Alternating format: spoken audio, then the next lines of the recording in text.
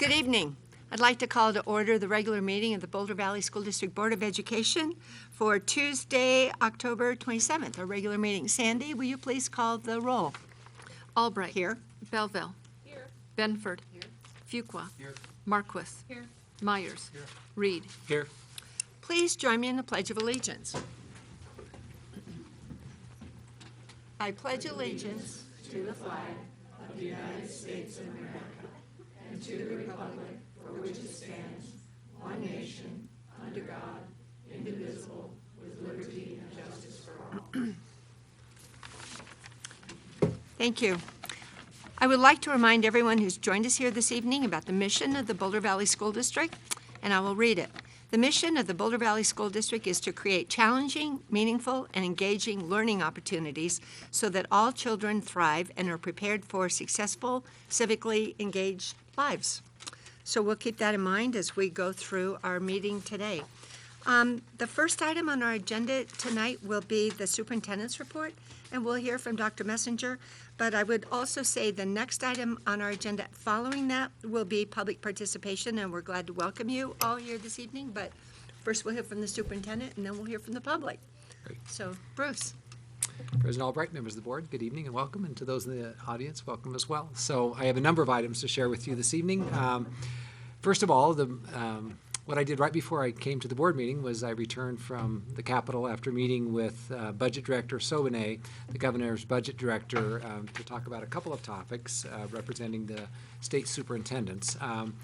Walt Cooper, Superintendent Cheyenne Mountain, joined me for that meeting, as well as Elizabeth Rosen, lobbyist for the Colorado Association of School Executives. We wanted to visit with Budget Director Sobonnet about where we are with this assessed valuation, with the increased level of assessed valuation in school districts across the state. As we talked last spring, that generated additional revenue, which placed less burden on the state's general fund for equalization in the School Finance Act, so dollars should be available to dedicate to schools. I'm confident after that conversation today that that will not be reflected in the governor's budget. So we will have some work to do around that. I think we were in agreement that there's likely to be dollars that are generated through that process. I think the governor believes, understandably, that those dollars may be needed to help fund schools in the subsequent year. So we made it really clear that we probably will work with the legislators come January to consider allocating those dollars to schools, as was their pledge when they wrapped up the session. So we'll meet with Representative Hamner, who assisted us with that, and try to see where we can go with that. We also shared with Budget Director Sobonnet the position of the state superintendents regarding the upcoming session and school funding for schools across the state, and that we will be looking for a cost of living adjustment going into this next session, and also adjustment for enrollment, which we would hope would be in addition to this assessed evaluation dollars that we'd like to be made available. So what he indicated is that the budget that the governor will present next week will not include that because of the cap of the Tabor cap. And I said, are you going to do more than one budget? And he said, no, we'll do one budget according to present law, which will not incorporate the health hospital providers fee. But it will be really apparent by looking at this budget where the shortfalls are, and not just education, but across the board. And so obviously there will be an argument made that we should, in this next session, consider the hospital providers fee to move to an enterprise, which would create more capacity under the Tabor cap for all services, including public education. The amount of capacity that creates would be about $389 million. This is within the under the Shepherd. Dean Lori Shepherd has been with the College of Education a long time. This is her final year. She's retiring, so a bit of celebration for her that evening as well. I sent you a note around the Y Splash fundraiser that occurred, the YMCA, this last weekend, as well as Thorn Nature Center, which are both excellent partners with BVSD for our students. We get a lot of great opportunity. So money raised to provide programming and support for our students throughout. So great partners with us. Since we last met, I had an opportunity to attend the Special Olympics Hall of Fame breakfast. I was joined there by all of the athletic directors from our high schools, as well as our district athletic director, Michelle DeBerry. And so celebration of the good work of the Special Olympics statewide, but also we will be hosting Special Olympics in our community and through basketball. coming up. So more on that. We'll give you the dates and the information, but we're thrilled to be a part of that process. A week or so ago, I was invited, 2 weeks ago, I guess, actually, to participate in a parent meeting with the Douglas School families, parents that wanted to know more about the legislative process and how they could have voice in the upcoming session. They were very involved in our work last year around student assessment, and so we see great opportunity working with our parent organizations as we prepare for this session. A week ago, or last Thursday night, we hosted, and I sent you a note on this, a meeting for parents who wanted to know more about our policy on non-discrimination and equal opportunity, specifically related to transgender youth. So we had an hour-plus meeting with those parents. Shelley sat in for a portion of that meeting that evening, and they asked for an informational session around our policy and our regulations as we implement the policy.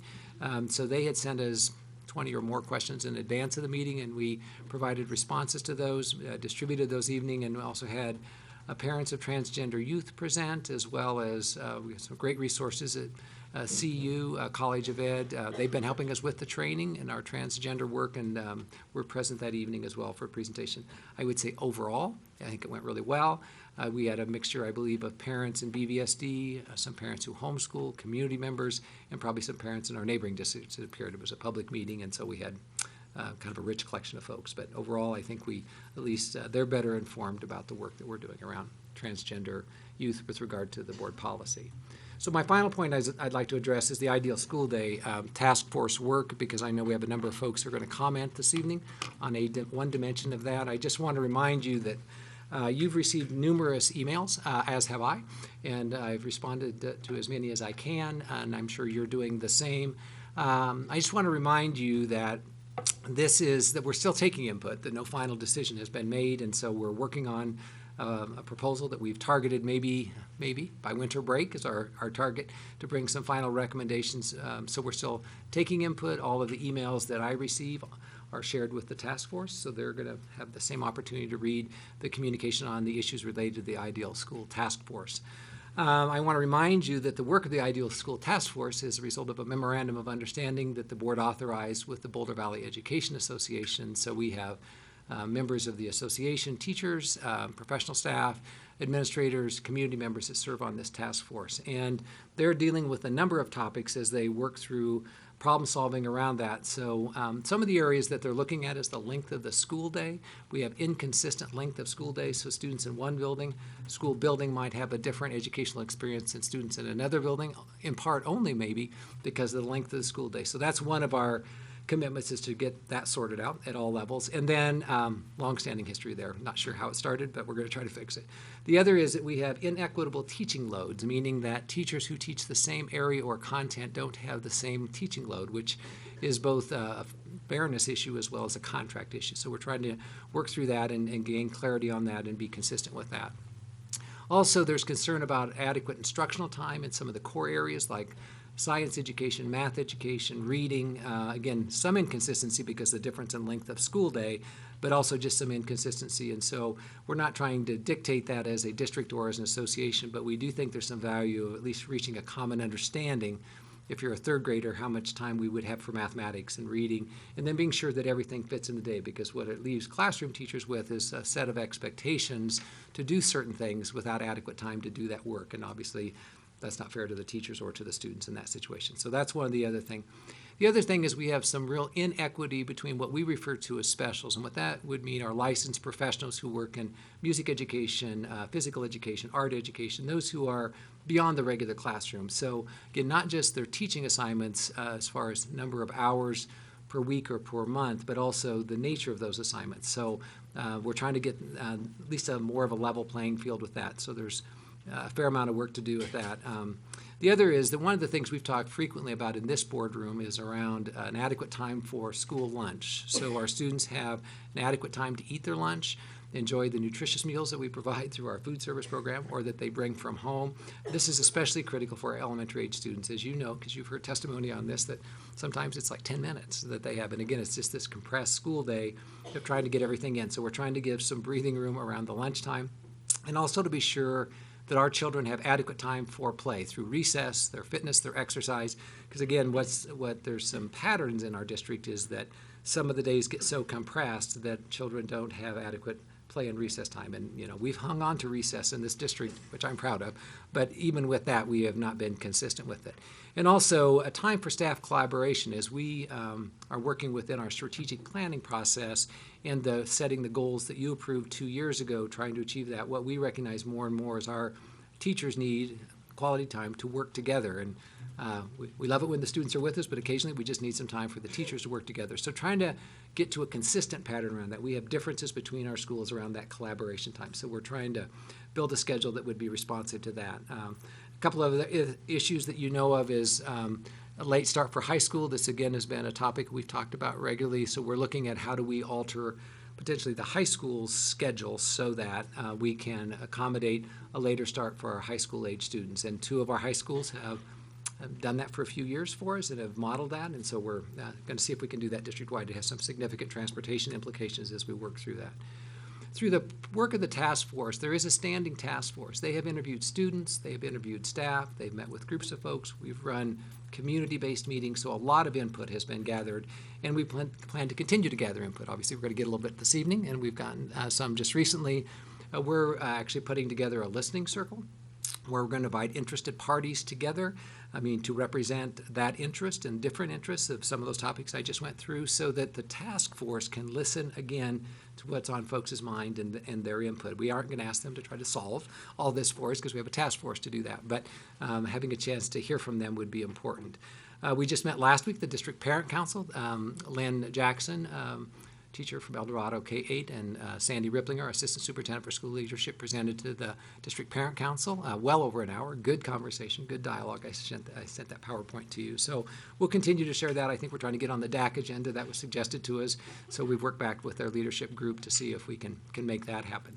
So we'll continue to seek input as we go forward, trying to find additional input, to seek additional input and incorporate it. What we know is that if we are going to propose changes, it will bump into some things because otherwise we just leave it as it is. But there was a pretty strong commitment by the association and the board when this MOU was approved that we wanted to wade into this thing called time and the day and figure out if there's a better way to balance that. And so that's really the work of this committee. And I appreciate all the community input on this, and I guess I'm going to plead to the board that just give us some space on this, that we're honoring the process that we set forth with the task force, and we know we're touching up against some things that are a bit sensitive to our community, and we're going to try to find a better fit. And just like this, whatever we come up with and implement won't be forever. We'll evaluate it and decide and see if it's working, and whether it's the length of the lunch or a late start for high schools, because they all have some implications. So I would just say, maybe this will be good news or not, is that probably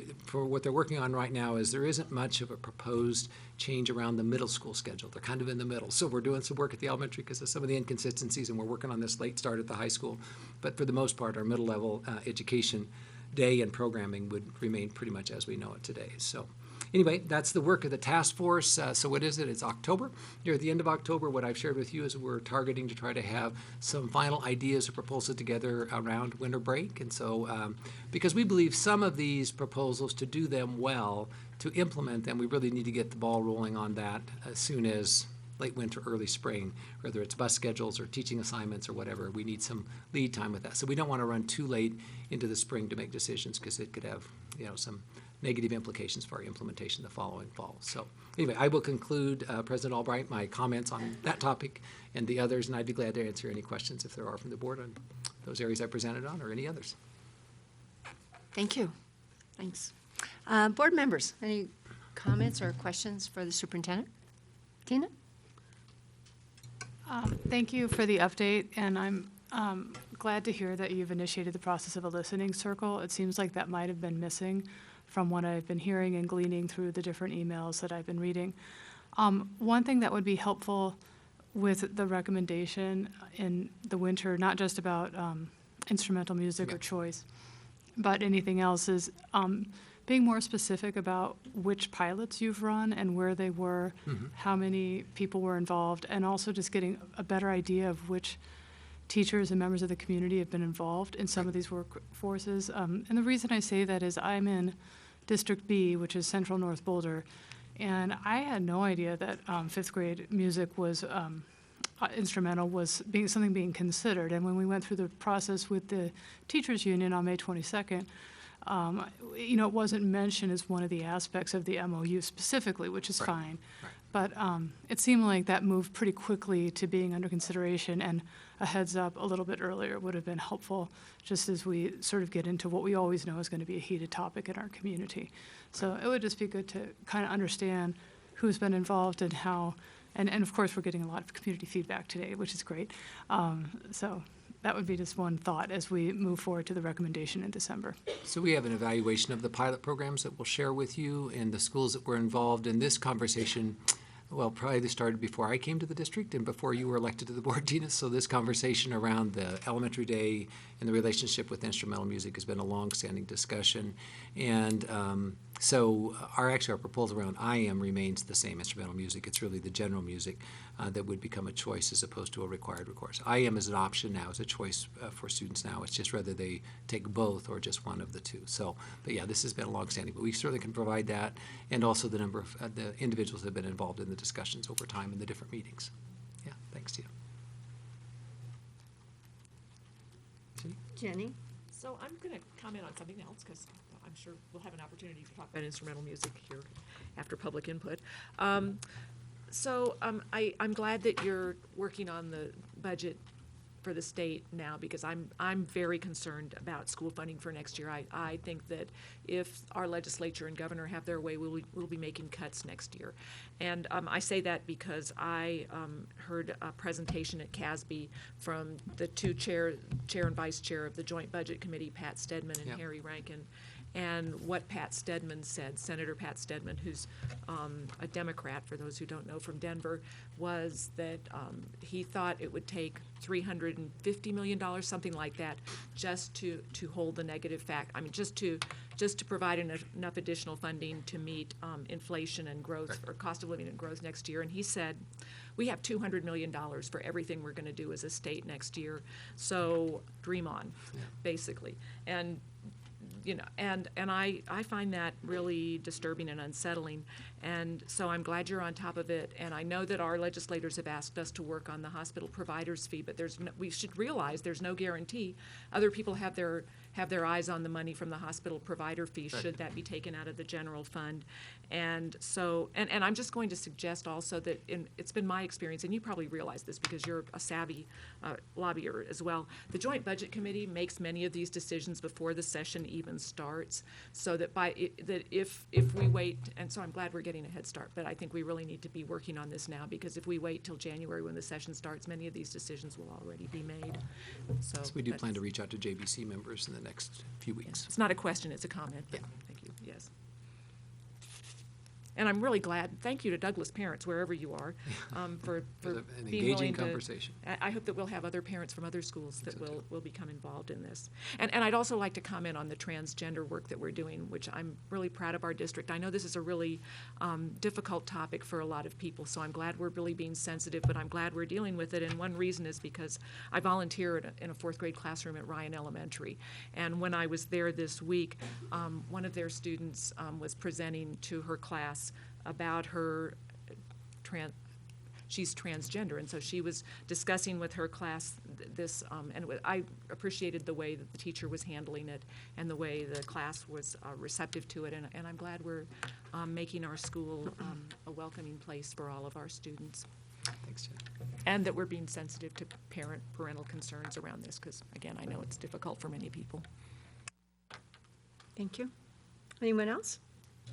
Sam? Just on that point, Bruce, the questions that you received in advance and the district answers, did you send those to us? Or if Let not, me- could you? Yeah, well, look, and so what we didn't do is just do a question-by-question response. We did an overall front and back page that kind of captured the essence of it. So let me check. I honestly don't remember doing it, but I don't remember if we sent it out. So I'll have Sandy check it. If not, we'll get it out to you. Yeah. So and we can post it in the board docs library so that the community can access it. It was, I mean, it's, just general questions around the policy and our regulations associated with it. So we'll follow up on that, Sam. I can't quite remember. Thanks. Sean? Yeah, Sam, to answer your question a little bit, I went to the meeting, and I would say it went pretty well, given the fact that it, could not have gone well. It did go well, but there was, I think, a very specific question about one particular line in the policy, as my take from the meeting was. So I think it would be good for the board to review the policy and compare it to some other policies that have been written for that purpose.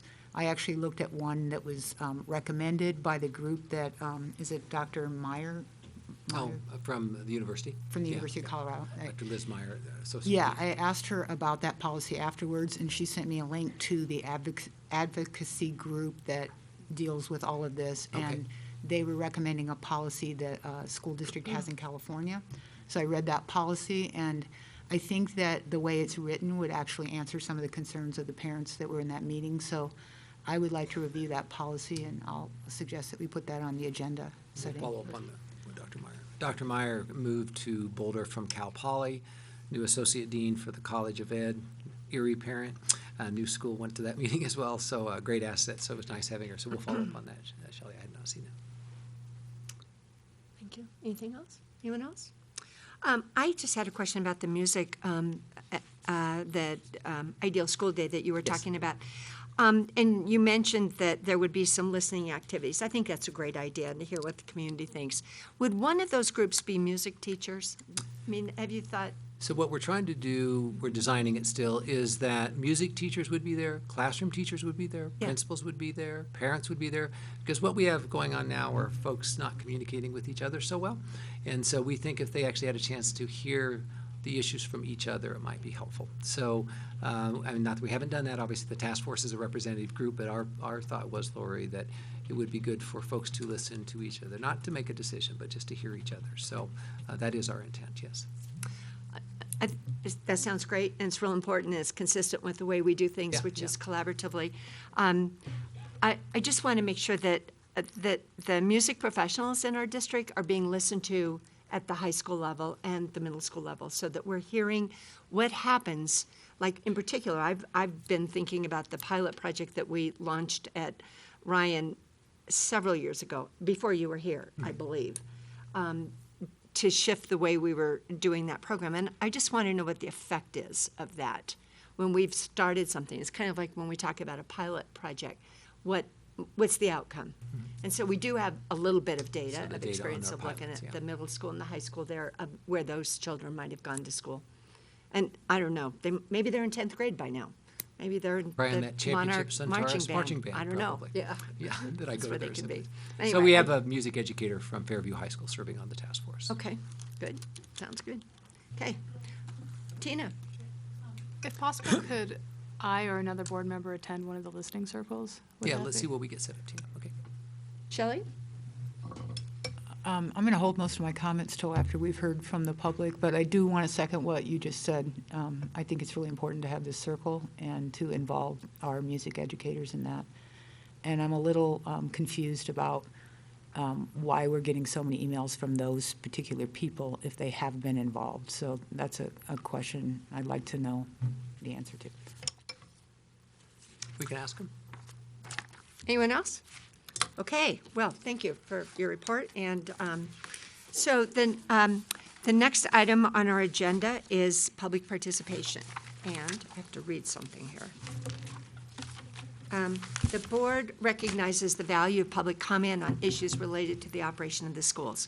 To ensure that our meeting is conducted in an orderly manner, we ask the persons who address the board, number one, confine your comments to matters that are germane to the business of the school district. Speakers on agenda items will be heard first, followed by those speaking on non-agenda items. Limit your presentation to 2 minutes. If we go over the first hour, public comment will continue at the end of the meeting.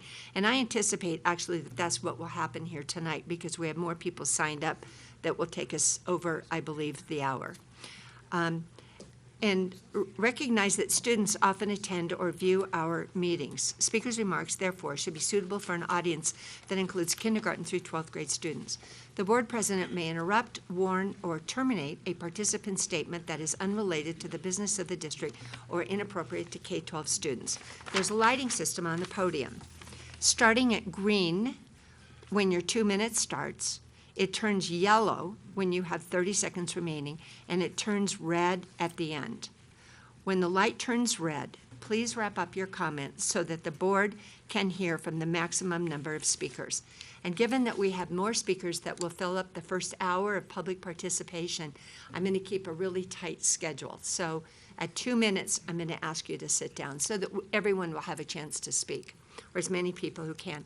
And then, if the time goes over, if we have more speakers who are not heard in that first hour of public participation, we'll roll that over after, we'll do the rest of our meeting, the rest of our agenda, and then we'll finish the meeting with more public participation if there are still people here who would like to address the board. So thank you all for coming. Let's start tonight with Mr. McDonald, Don McDonald, who will be speaking on the Nobel Circle. And you have 4 minutes given to you by your colleague, Dave Hunt. So welcome. We're glad to see you again. We saw you here at our last meeting. We're glad to have you. Welcome. Yes, thank you very much. I want to tell you about my activities today. Sandy Eicher is leaving the room, I see. Anyway, I called her this morning and said, I need to show a 3-minute video to the board tonight. No, you can't do that. I said, I got to show this video. It tells you what the teachers are doing on the Nobel Circle project. No, you can't do that.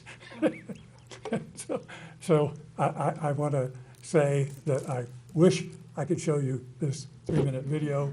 That's not allowed.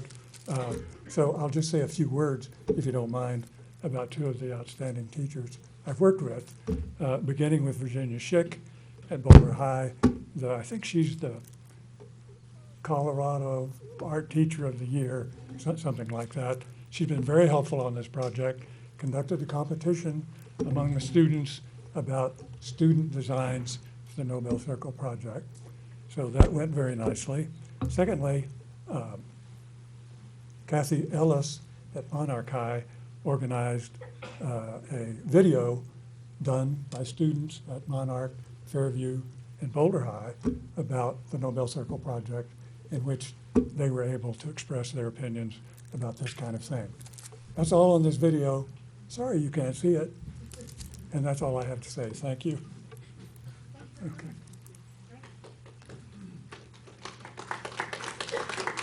Okay, our next speakers will be on an appeal to the board. And I would like to invite Chris Willis to speak, and followed by Bud Pope. So welcome, Chris. Ms. Willis.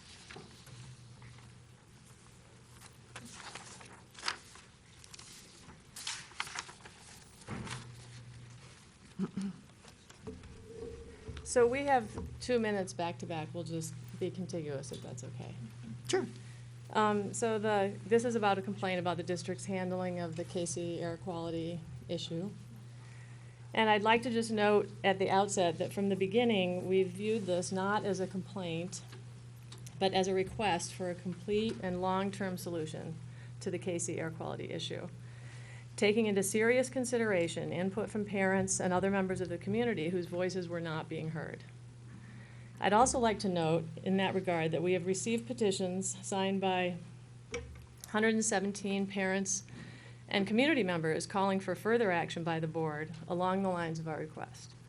We've spent a considerable amount of time to get to this stage, and significant progress has been made. However, there is reason to be very hopeful that the issues are close to resolution. However, there's also reason to take steps to be absolutely sure that the district is collecting all the data and information we need to determine whether the air quality is consistently acceptable throughout the year. And finally, there's good reason to provide enough data and information to fully reassure the community that this time around the issue has been thoroughly and completely analyzed and resolved. And Bud, my husband Bud, will speak to the details Sure. of the complaint.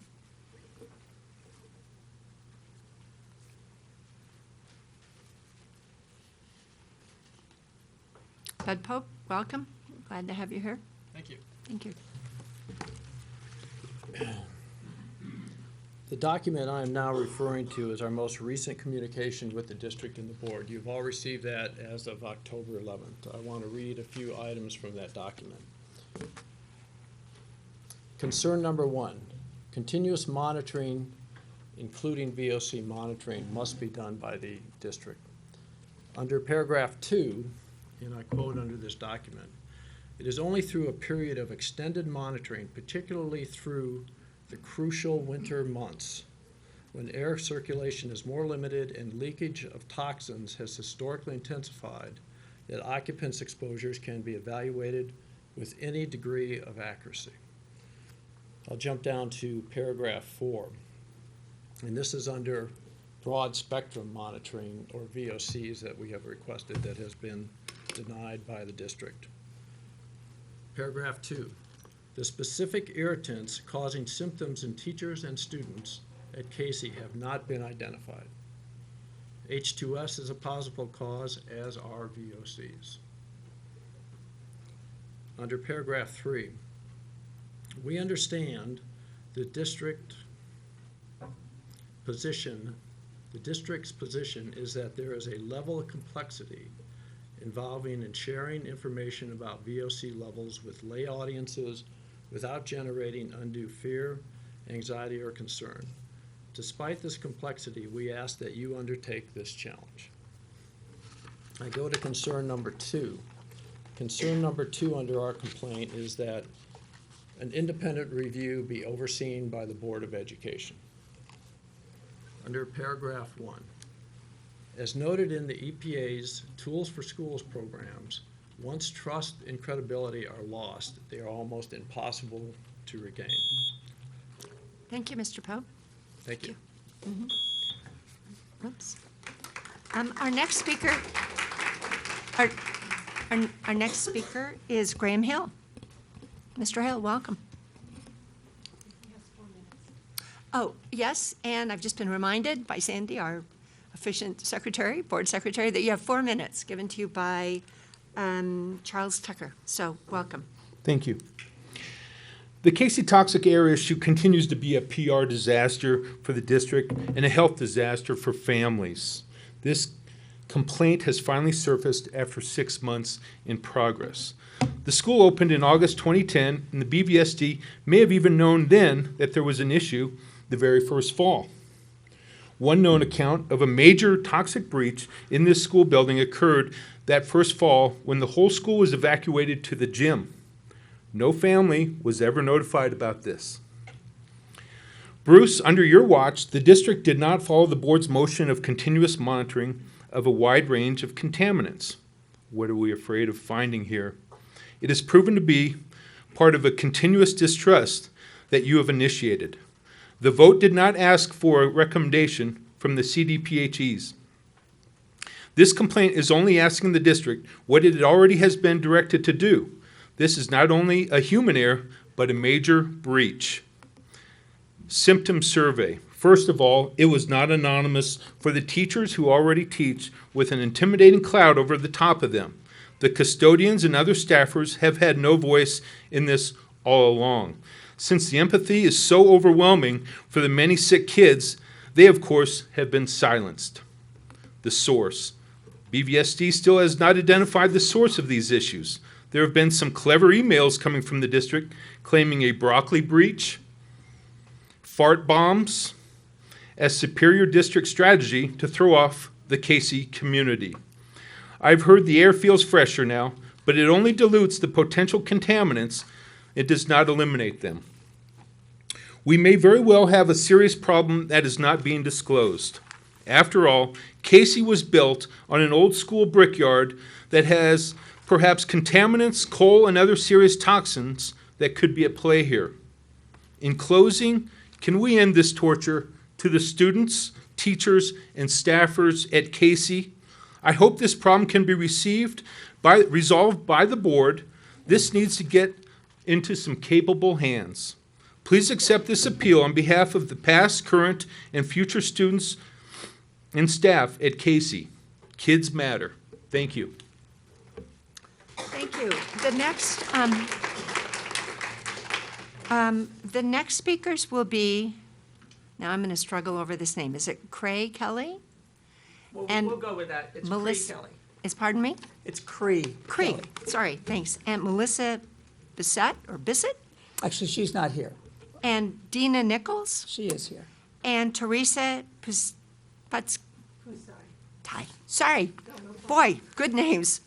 I'm having a hard time reading, but thank you. Welcome. So, and you have 4 minutes, so welcome. We're glad to have you here. Madam President, board members, Superintendent Briggs, thanks for giving us the opportunity to be here. My name is Cree Kelly. I serve as the race director for the Kaiser Permanente Colfax Marathon.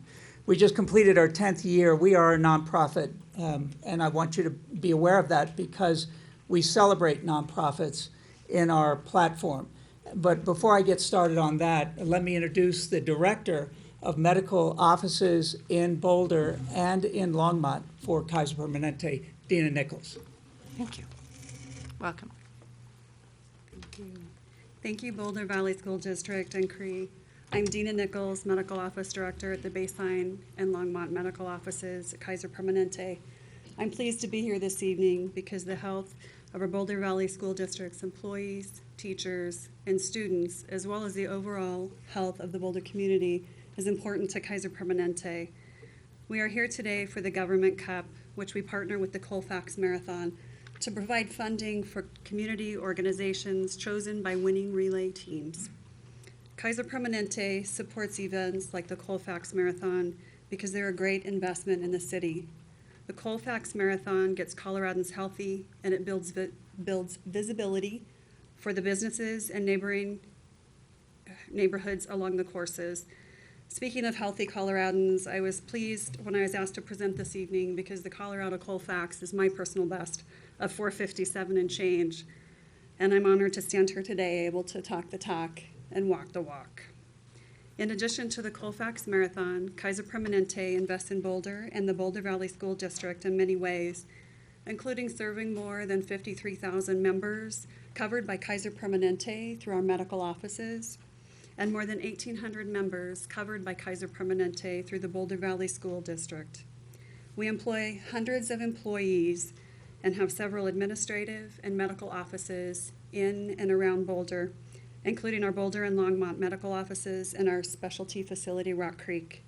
We support other key nonprofits and community organizations like the Boulder Chamber of Commerce, I Have a Dream Foundation of Boulder County, Boulder B-Cycle, and the Boulder Creek Festival. Also, in 2014, the Boulder Valley School District was awarded 2 Thriving School grants to promote healthy eating, active living amongst teachers and students for the amount of $200,000. All right, we'll make this quick, but I just want you to know that, tonight is a very serious meeting, but we want to celebrate a little bit of excellence in the Boulder Valley School District, and I really want you to lighten up just for a moment for it, to do this. We have with us from Make-A-Wish Foundation, Teresa Pustai, and they are going to be the recipients of this check, which is behind us, and I want to get a picture of that. And I want to tell you about this team. I said that we're the largest relay group in the state of Colorado, the largest corporate thing, and now the largest government cup. Our team members that placed first in the education division of the Governor's Cup this year, I want to recognize them now, and some of them are with us behind me. Matthew Lay, Daniel Valdez, if you're here, raise your hand so they know you're here. Pauline Higgins, Garen Estes, and Kay Davidson. How about a hand for this team?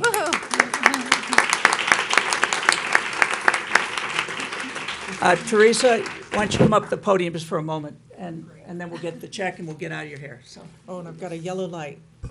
So on behalf of Make-A-Wish Colorado, we grant 250 wishes a year, and it's because of individuals such as yourself that that's possible. So thanks to everyone, our great runners at the school district, Kaiser Permanente, and the Colfax Marathon. So on behalf of the children we serve, thank you.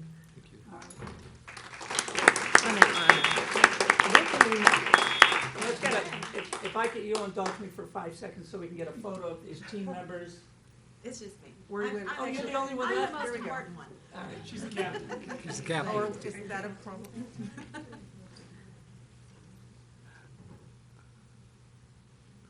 How you doing there, Briggs? We'll get one of the teenagers to do it. Get one of the kids to do it. I think we got it. Good. Okay, Good. Thank you very much. Thank you. Well,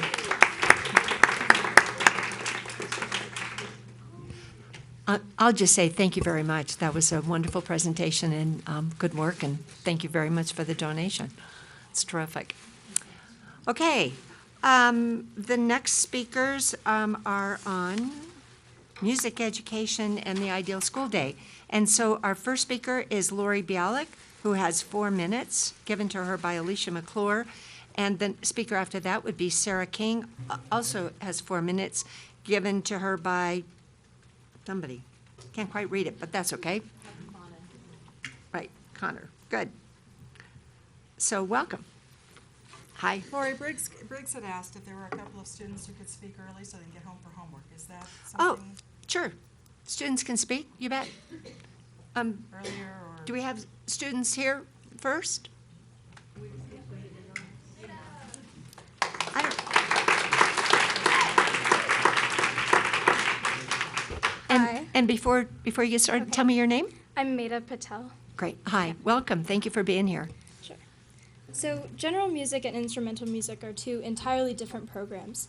Forcing a fifth grader to choose whether they'd like to participate in which they'd like to participate in largely affects what they decide to do in the future, which isn't a choice that 10 and 11-year-olds are ready to make. I'm a senior in high school and I've been in marching band for 4 years and jazz band for 2. I'm currently the student band president in the Fairview Band program and baritone captain in the Fairview Marching Knights. We just placed 3rd in the 5A state competition 3 days ago. I honestly don't think I'd be in the same place that I am right now if I had to make a choice between general music and instrumental music in the 5th grade. In Cold Creek Elementary School, the general music program was heavily focused on introducing us to new cultures through music from around the world. I remember singing Irish folk songs and playing African music on the drums. We were exposed to a variety of different instruments, all with their own unique charm. That's a completely different opportunity from what was offered in the instrumental music.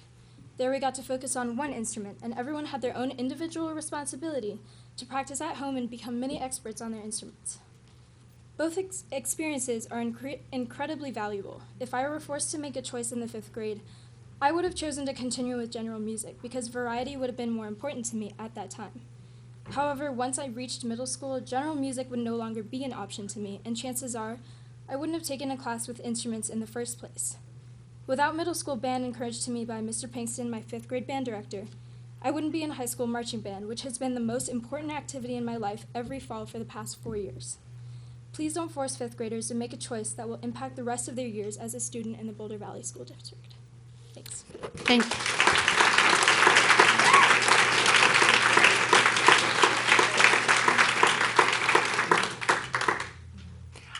Are there any other students who would like to speak? Yeah, please come to the microphone. I can see you over there on the floor. We're glad to have you be here. Hi. And will you tell us your name, please? Yeah, my name is Kim Berg, and I'm from Fairview. Hi, Kim. Welcome. Hi. So my name is Kim Berg, and I'm from Fairview High School, and I'm a junior, and I'm in all the different bands offered at Fairview, which is a lot. In middle school, I did all different types of music. I did musical, I did choir, I did band, I did music theory, and I can honestly say that I would not be where I am now if I did not have the choice to do both general music and instrumental music in 5th grade. In general music, in 5th grade, I had the opportunity to get leadership roles. I had the opportunity to sing in choir, which was something that I loved to do. I was able to get solos, to interact in a group, to be a part of school events, and most importantly, have a lot of fun. But instrumental music was completely different. In instrumental music, I had the opportunity to learn how to read music, which is a very hard skill to develop by yourself if you're not in that kind of opportunity. I had the opportunity to express myself in a way that I never would have been able to without.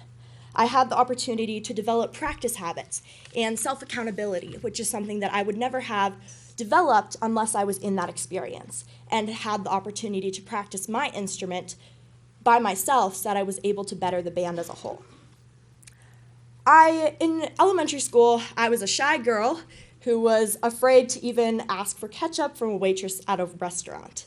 But now, as most of the people in this room can tell you, I am very extroverted, and I am now the drum major for my band of 110 people who just won 3rd in the state. And speaking in front of you, I can tell you that music has changed my life. Without having the opportunity to choose both instrumental and general, I would have chosen general music. And I would never have picked up my saxophone, which I've now played for 7 years, and has now changed me into the person who I am now. A leader in my band, a leader in my community, and a person who is not afraid to stand up and speak in front of all of you about my passion. Thank you.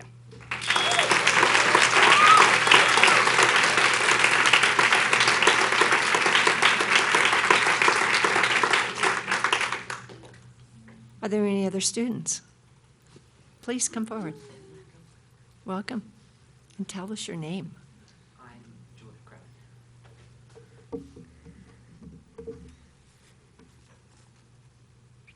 Go ahead. Thanks. Okay, hello, I'm George Crellin. I'm a freshman at Fairview. I'm in the orchestra at Fairview. The proposed changes to the fifth grade music program are going to hurt the music program in general a lot. People at that age are not, without the experience within both instrumental and general music, aren't able to make a correct choice, an informed decision on whether or not they would prefer to take a general music class, a more choir-oriented general music, or an instrumental class. You see people not make that choice all the way up until 8th grade. You see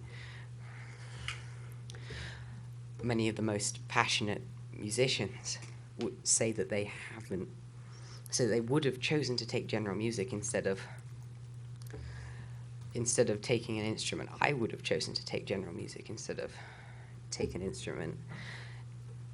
And the music program within BVSD is great. It's excellent, and it's shown to have great benefits towards your education. It's a really great program, and it would be a mistake for BVSD to implement policies that would start taking people out of that program, because it is such a great program. Thank you very much. Thank you.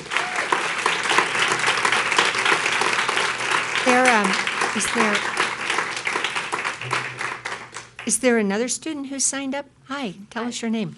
I'm Abby Schmid.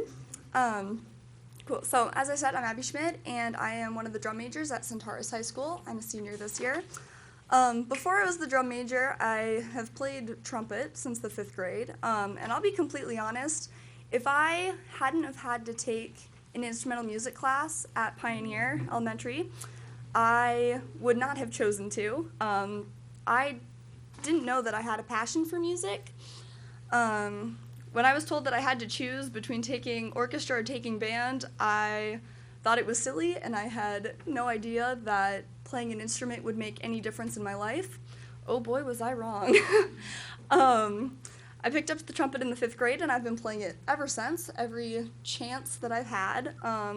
Every ensemble at Centaurus I'm a part of, the jazz band, the concert band, our wind ensemble. Sometimes I play in the pit for the musicals, and now I'm the drum major. So I can honestly say that giving students the choice to take either orchestra or band is a fantastic choice. However, giving them too much choice between taking general music and taking instrumental doesn't really work, because I'll let you know that I would not have chosen to take an instrument, and as many of the other students who have spoken tonight have said, I would not be who I am today, and I would not have had the opportunity to go to Pueblo yesterday and to win state with the Centaurus High School Marching Band.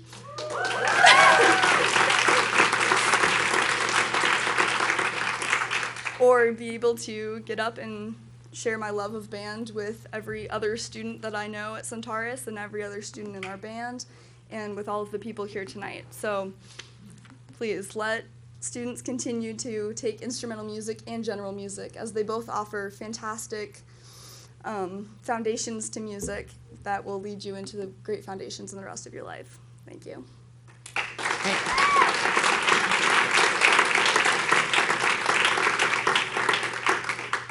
Thank you.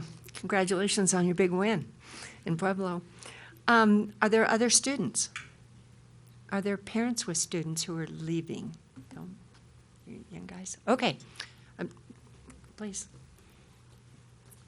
Hi, my name is Anita Berg. I have a child, Kim, who was sitting there, who was talking before, and I can really tell she would never, ever have been able to do what she has done so far if she wouldn't have had the music in her life. I'm a single parent with 3 kids. I would never have afforded to be able to let her play the saxophone the way that she has done it these years. I thank everything to this program that you have in 5th grade. I say to every parent, if you want to have a kid who is staying out of trouble, you let them play music. She picks up her saxophone when she's sad. She picks it up when she's happy. She picks it up all the time. It means so extremely much to us. Please don't take it away. Take our snow days, but don't take the music. Let's not get carried away. Something Okay. Well, that solved it. We just have that as the ideal school day. Good, thank you. Okay, I think we've heard from all the students. Is that true? That they were here who've signed up to speak? Okay. Lori Bialik, welcome. 4 minutes.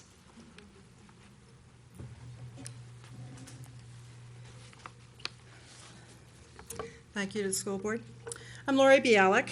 I have 3 adult children, and they have graduated through Boulder Valley Schools and done very well. I've spent a tremendous amount of time this past month on the 5th grade music issue, talking to people, looking at reports, and mostly listening. Music teachers are discouraged at the unprofessional lack of transparency and inclusion, and essentially the bullying that has occurred by the district staff around the music choice issue. This has got to stop. Here comes some common sense for your district staff. Why don't you put together a group email list of all the music teachers and disseminate your information to all of them at the same time? Enough said. So, the issue. Is it driven by money? No. You're willing to spend more money on more art teachers, and you've stated that no non-probationary teachers will lose their jobs. I also assume that you're willing to pay teachers more to accommodate for the longer elementary school day that is to be part of the ideal school day plan. Is it equity? No. You've forced 5 lower-income elementary schools to run pilot programs for the past 3 to 4 years, which deliver to 5th grade students half the music education that the other 5th grade students in the district are receiving. Meanwhile, at least 2 more affluent elementary schools have added more minutes of specials so that 5th grade students currently receive 80 minutes each of art, PE, general music, and instrumental music. It works, and they love it.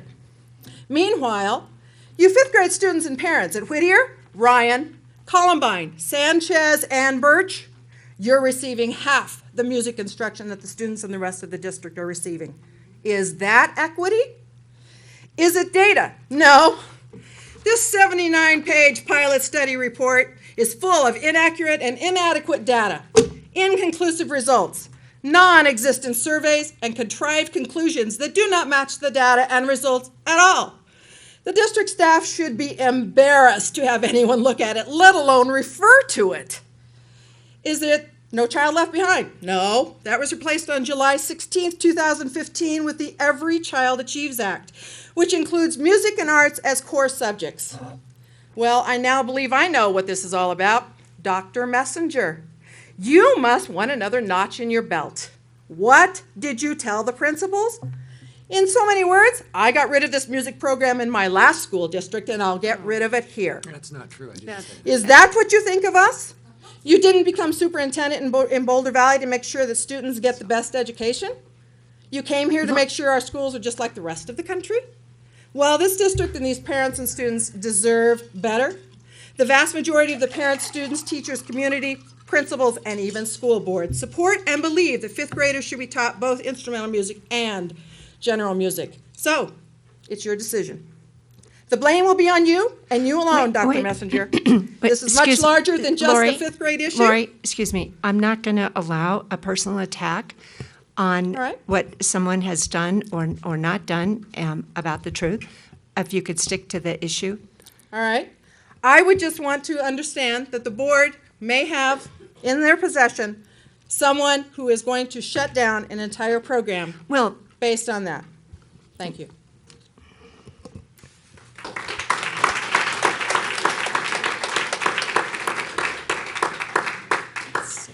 So inappropriate. I'm going to remind everyone about personal attacks. This will be about policies and about what the best procedure is. And actually, the superintendent works at the direction of the board. So just let's remember where this responsibility is. But we will continue with public participation. Thank you, Sarah. Welcome. And I believe I have 4 minutes. Yes, you do. You have 4 minutes. Thank you. Thank you for your time tonight, Board. My name's Sarah King. I'm the chair of the Boulder High School Instrumental Music Parents Association. As chair, it's my responsibility to oversee scholarship administration and fundraising, as well as to provide support for and look out for the best interests of the Boulder High bands and orchestras so that they can remain robust, successful, and competitive ensembles. I'm very disturbed by the proposal to implement the music choice model in all 5th grades. This is not in the best interest of 5th grade students, and it's not in the best interest of our middle and high school bands and orchestras. It's easy to see that a decrease in the number of students who take instrumental music in 5th grade will diminish the size and quality of our middle and high school bands and orchestras. Similarly, a decrease in the number of students in general music will diminish the size and quality of our upper level choir and theater programs. I have a deep and vested interest excuse me, in the Boulder Valley School District music and theater programs.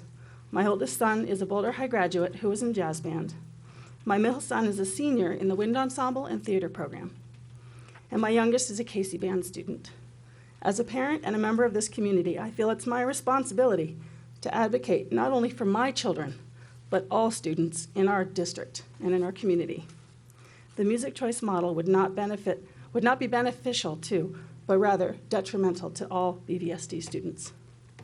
Since the implementation of the music choice model pilot program at Whittier, a feeder school to Casey, we have seen declining numbers of instrumentalists at Casey, leading to the decision to combine grade level bands for the first time in 6 years. This all during a period when Casey's overall enrollment has almost doubled.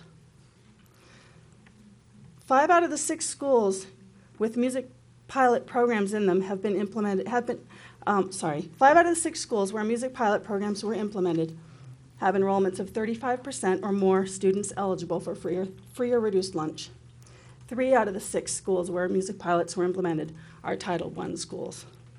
Considering the proven academic benefits of instrumental and general music education, it's outrageous that the district chose these particular schools to receive less music education than other, more affluent schools. My youngest son was in the first year of a pilot program at Columbine. They received no general music. He and his 5th grade cohort at Columbine and every Columbine 5th grader since then have been denied the same quality music education as the majority of other BVSD 5th graders. This is neither equitable nor ethical. The argument has been made that some schools already allow students to opt out of instrumental music. Thus, it has always been a choice. This is irrelevant to the issue at hand, which is the proposal to destroy a successful music program for no valid reason. The vast majority of 5th graders do participate in instrumental music. Implementing the music choice model would actually take away choice by not allowing students to choose both instrumental and general music. Finally, I want to reiterate that it seems the district administration simply does not understand or is failing to admit that instrumental music and general music are not one and the same curriculum. Let me put forth an example in another academic area. Language arts and reading are both required of all 6th graders. Both are English classes, and there's surely overlap of material. So why not give students the options to choose one or the other? It's painfully obvious, right? Although the 2 curricula are similar, they are not interchangeable. Students gain distinctly different academic benefits from LA and reading. This is exactly the same for instrumental music and general music. Instrumental music general music, art, and PE are 4 distinct and equally important specials. Lumping together instrumental music and general music as one special ignores this fact. I urge you to speak to the music teachers. I'm almost done. I urge you to speak to the music teachers and the parents. These are the people who are with the students every day and see the beautiful music they make. Thank you. I hate to cut you off, but there's a lot of people here in the room who would like to speak as well. Anybody who Thank you. opposes these cuts to stand up, please. So I'd like to call the next speaker Virginia Gebhardt. Thank you.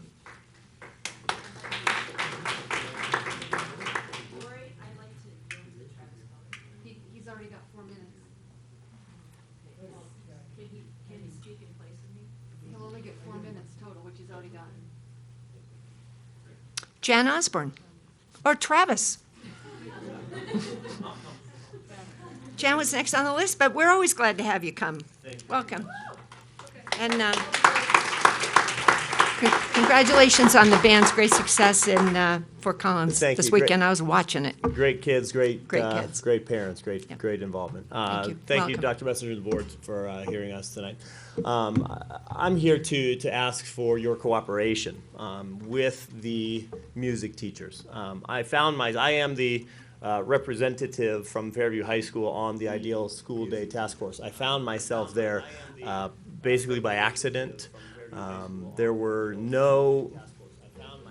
That's distracting. That's okay. Hold on just a second. Let's see if we can figure out what.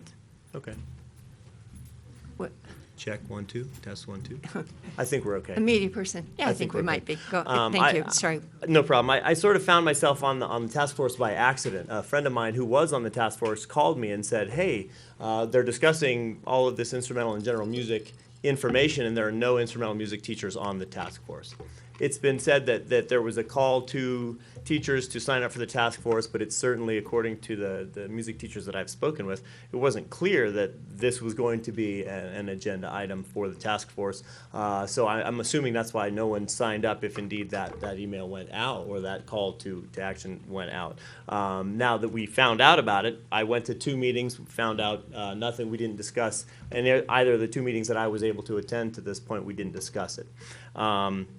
I don't feel like the task force implementation of the choice model or the discussion of it was really transparent with the music teachers. And I do appreciate your questions, the questions that you're asking about involving the music teachers, because every one of the music teachers that I've spoken with said they had little to no input in it.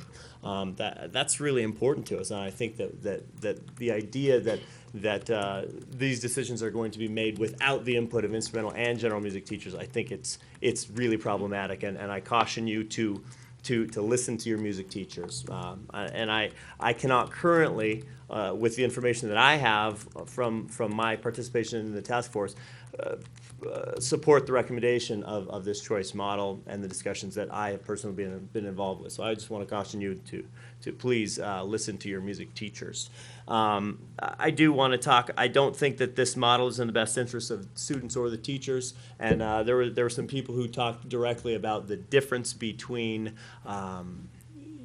the curricula and the fact that these two are distinctly different yet equally important specials. Not to mention the fact that if a student takes band or orchestra in 5th grade general music, they're allowed their, they get to be in choir, they get to do their 5th grade musical. They're going to miss out on many leadership opportunities that they would not otherwise get to become a beginner on an instrument, which is exciting and new and fresh.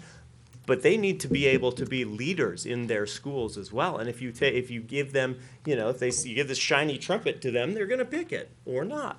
But if they do pick it, they're not going to be able to be leaders in their programs. I think that's super important. I think the long-term impacts of the decision on middle school and high school level programs need to be recognize that it's real. And in Douglas County, they did away with some elementary music, and the Douglas County high school music programs, instrumental music programs, are in big trouble. They're in a world of hurt. Douglas County High School marching band used to be amazing, and now they're less so. And I believe it's a direct impact. I appreciate the ability to converse with you all and to converse with school leadership about the instrumental and general music teachers' input on this. I think more needs to be done. So I appreciate your time on it. I appreciate you hearing our concerns, and thank you for your time.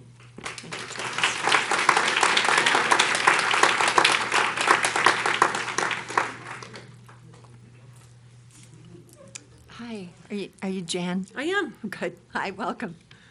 I am Jan Osborne. Thank you for allowing me to speak this evening. I am the general music teacher and also the band teacher at Flatirons Elementary. I'm also the chair-elect of the Colorado Music Educators Association in general music. General music and instrumental music are two different things, like algebra and geometry. In 5th grade general music, I teach singing. Playing classroom instruments include barred instruments like xylophone. We also play recorder, ukulele, and piano keyboard. I teach reading, writing, and composing music. We improvise on all these instruments. I teach active listening skills. We talk about how to evaluate a piece of music and how to defend your position. We talk about different styles. We study the music of the American Revolution.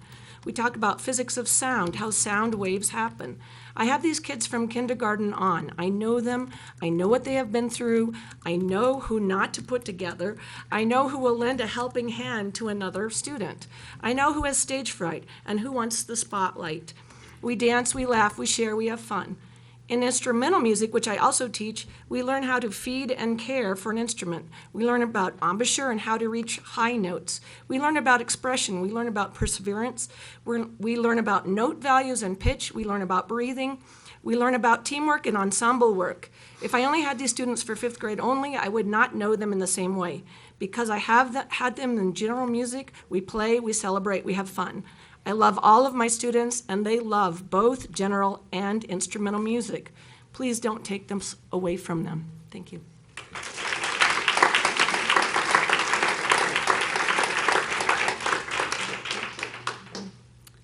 Our next speaker is Helen Olson, followed by Mary Eisen. Welcome. Thank you. I'm Helen Olson, and I just want to start by saying that I don't like to speak in front of crowds, and I think that probably is a direct result of the fact that I wasn't in my musical in 5th grade in the 1970s. I have 3 children in BVSD, elementary, middle, and high school. And I can say with confidence that the music program has influenced my high school freshmen in profound ways. And I think that it has the potential to similarly impact my 4th grader if she's given the chance to be exposed to both instrumental music and general music. My older son had a supporting role in the musical at Mesa, which was part of general music. Now when I see him take the stage in any capacity, even if it's just reading a poem in English class, I'm so impressed with his poise and confidence. That same year, he learned to play the trumpet at school. And he continued with the trumpet throughout middle school, and he's now in the marching band at Fairview. The band has been the single best thing to happen to him at Fairview. It's intense and challenging, but he loves it. It reduces stress. It has taught him to manage a demanding academic workload and still get very good grades. It's boosting his confidence and improving social skills. And if you live near the football field at Fairview, you know that they practice all the time. If nothing else, it has taught him perseverance. Elementary school is all about exposure. General music and instrumental music are 2 very different curricula. We should not deny 5th graders the chance to be exposed to both. I know the committee has worked hard on this ideal school day plan, but I urge the board to rethink the music choice piece and allow 5th graders the opportunity to take both instrumental music and general music.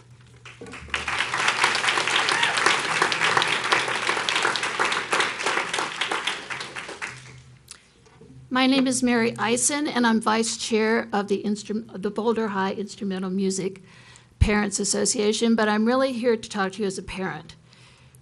My husband and I moved to Boulder 2 years ago. We retired from government jobs on the East Coast. We could have lived anywhere. There were many reasons why we came here. We have been visiting for many years. But one thing that we thought of when we moved was the quality of the high schools and what kind of programs they offered. I had, as a high school student, benefited greatly from being in the music programs, and so had my husband. And our son had been in an independent school in Maryland where arts and music were an integral part of the school program. So he had that basis of general music. And in 5th grade, every single student in the school took an instrument, and everyone was in band. We weren't sure how that would work for our son, but we were delighted to see that it did work.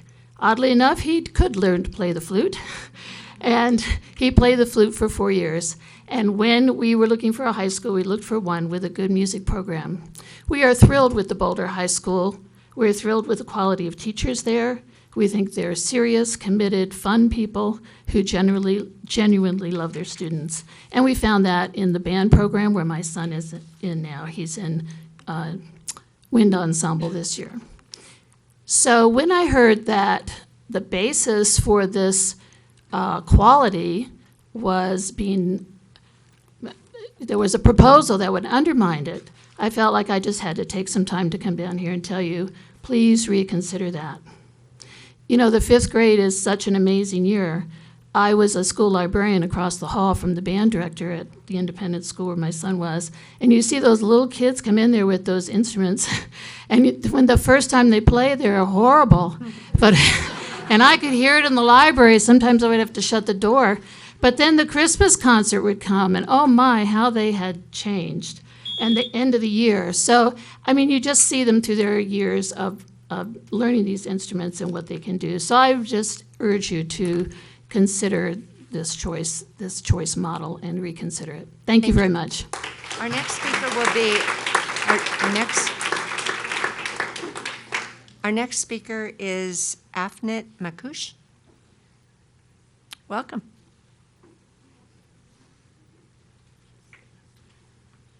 Hi, I'm actually not here about music, though I think I will tie it in. I'm here about 21st century learning. So for a number of years now, we keep being told that education has to change because this is the 21st century, and 21st century business is different, and we need 21st century buildings, and we need 21st century this and that. But what I don't see changing is 21st century testing and 21st century administration.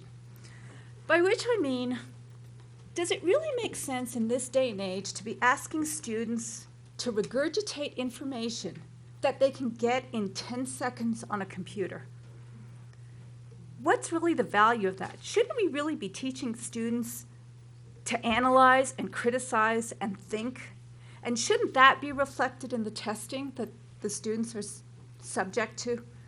And I'm just not seeing a lot of that.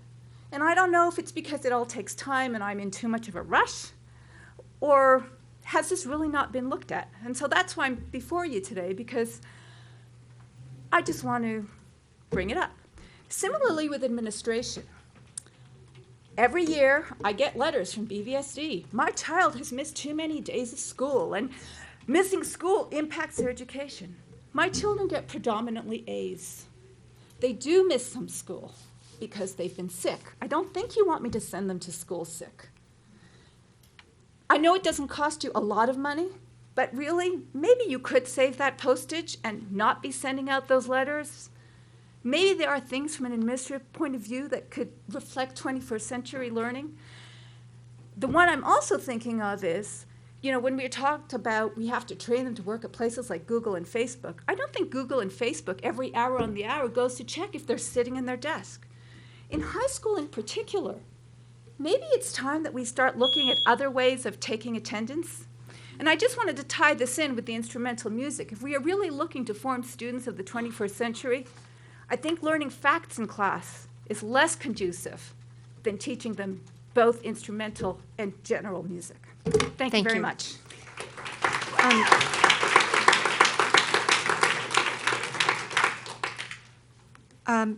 I'm just going to go back through the list earlier. And Virginia, your name is up high. Are you interested in speaking? No? Okay. We'll move on. The next speaker on our list is Tina Mew,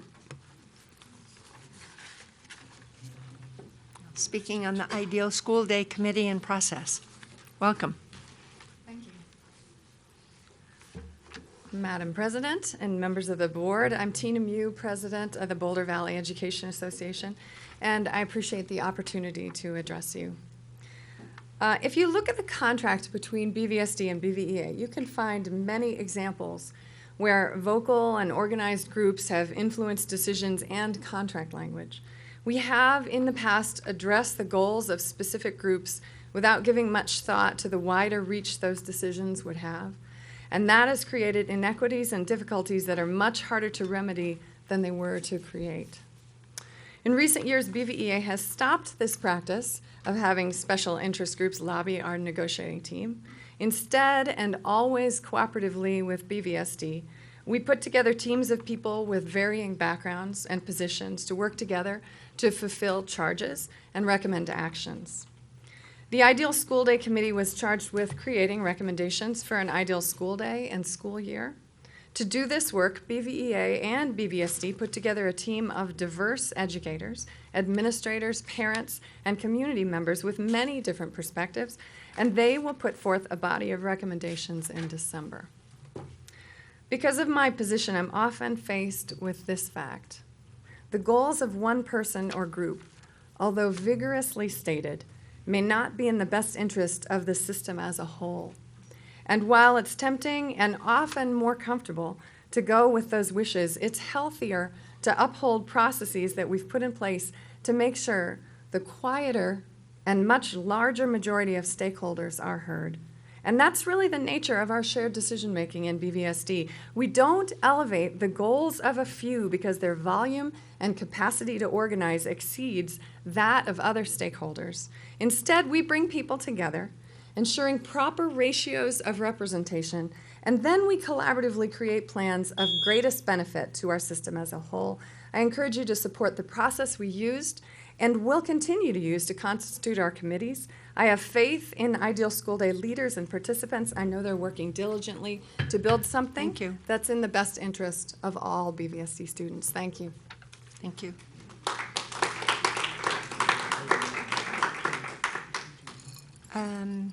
Let's see. I think our next speaker is Camille Hook. Camille?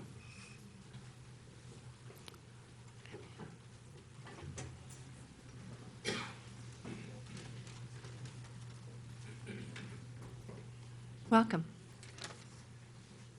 Hi, thank you so much. My name is Camille Hook, and I'm a mom, and I am a reading teacher. And I'm a huge community volunteer, big school volunteer, and above all, I am a huge child advocate. I believe in public education so strongly, and I appreciate the work that you do and that the time you put into BVSD to help make decisions on behalf of children. And I'm happy to have this opportunity to talk today. Nothing thrills me more than seeing students feel confident. And one of the things that I pride myself on is how involved I was when my children, who are now in high school and college, were in elementary school. I volunteered for the readathon. I volunteered for talent shows. Those were two huge things that I put a ton of time into because of how awesome the kids felt when they felt successful in their reading and when they felt successful in showing something besides their academic side to their peers. I can't even begin to tell you how thrilled they were to be able to show that one amazing trait that they could do in talent the next day, and in the evening, and the next day have kids go, wow, you can play the guitar, you're an awesome saxophone player, or you play the piano, or you sing or dance, or whatever that is. In fifth grade in elementary school, that is the hardest time of a child's career of education because they are having to learn something completely brand new. And I just beg that they are allowed the opportunity to be exposed to something new that they haven't done before. And instrumental music is that. It's not going to come across their paths before they get into sixth grade otherwise, unless their parents have put them into it. The BBS Success Effect states, BBSD is focused on individual success for all students. A personal approach has the power to inspire every student to achieve his or her dreams, and this inclusiveness causes success to reverberate through our entire community. I want that to be something that happens with children who also have learning disabilities. Music strengthens the areas of the brain that a child with a learning disability is weaker, and learning specifically a musical instrument, not just music, but specifically a musical instrument, affects attention, concentration, impulse control, social functioning, self-esteem, self-expression, motivation, and memory. So, Thank you. in a positive way. So thank you for your time. Thank you.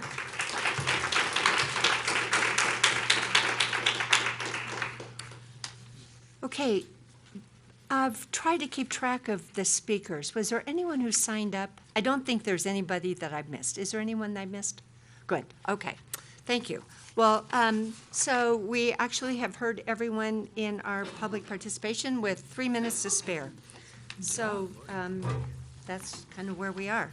So the next item on our agenda is board communication. So board members. So should I tell them I played trumpet jazz band in college? Oh, well, wait. There's a little movement out here. What a disgrace. Thank you for coming.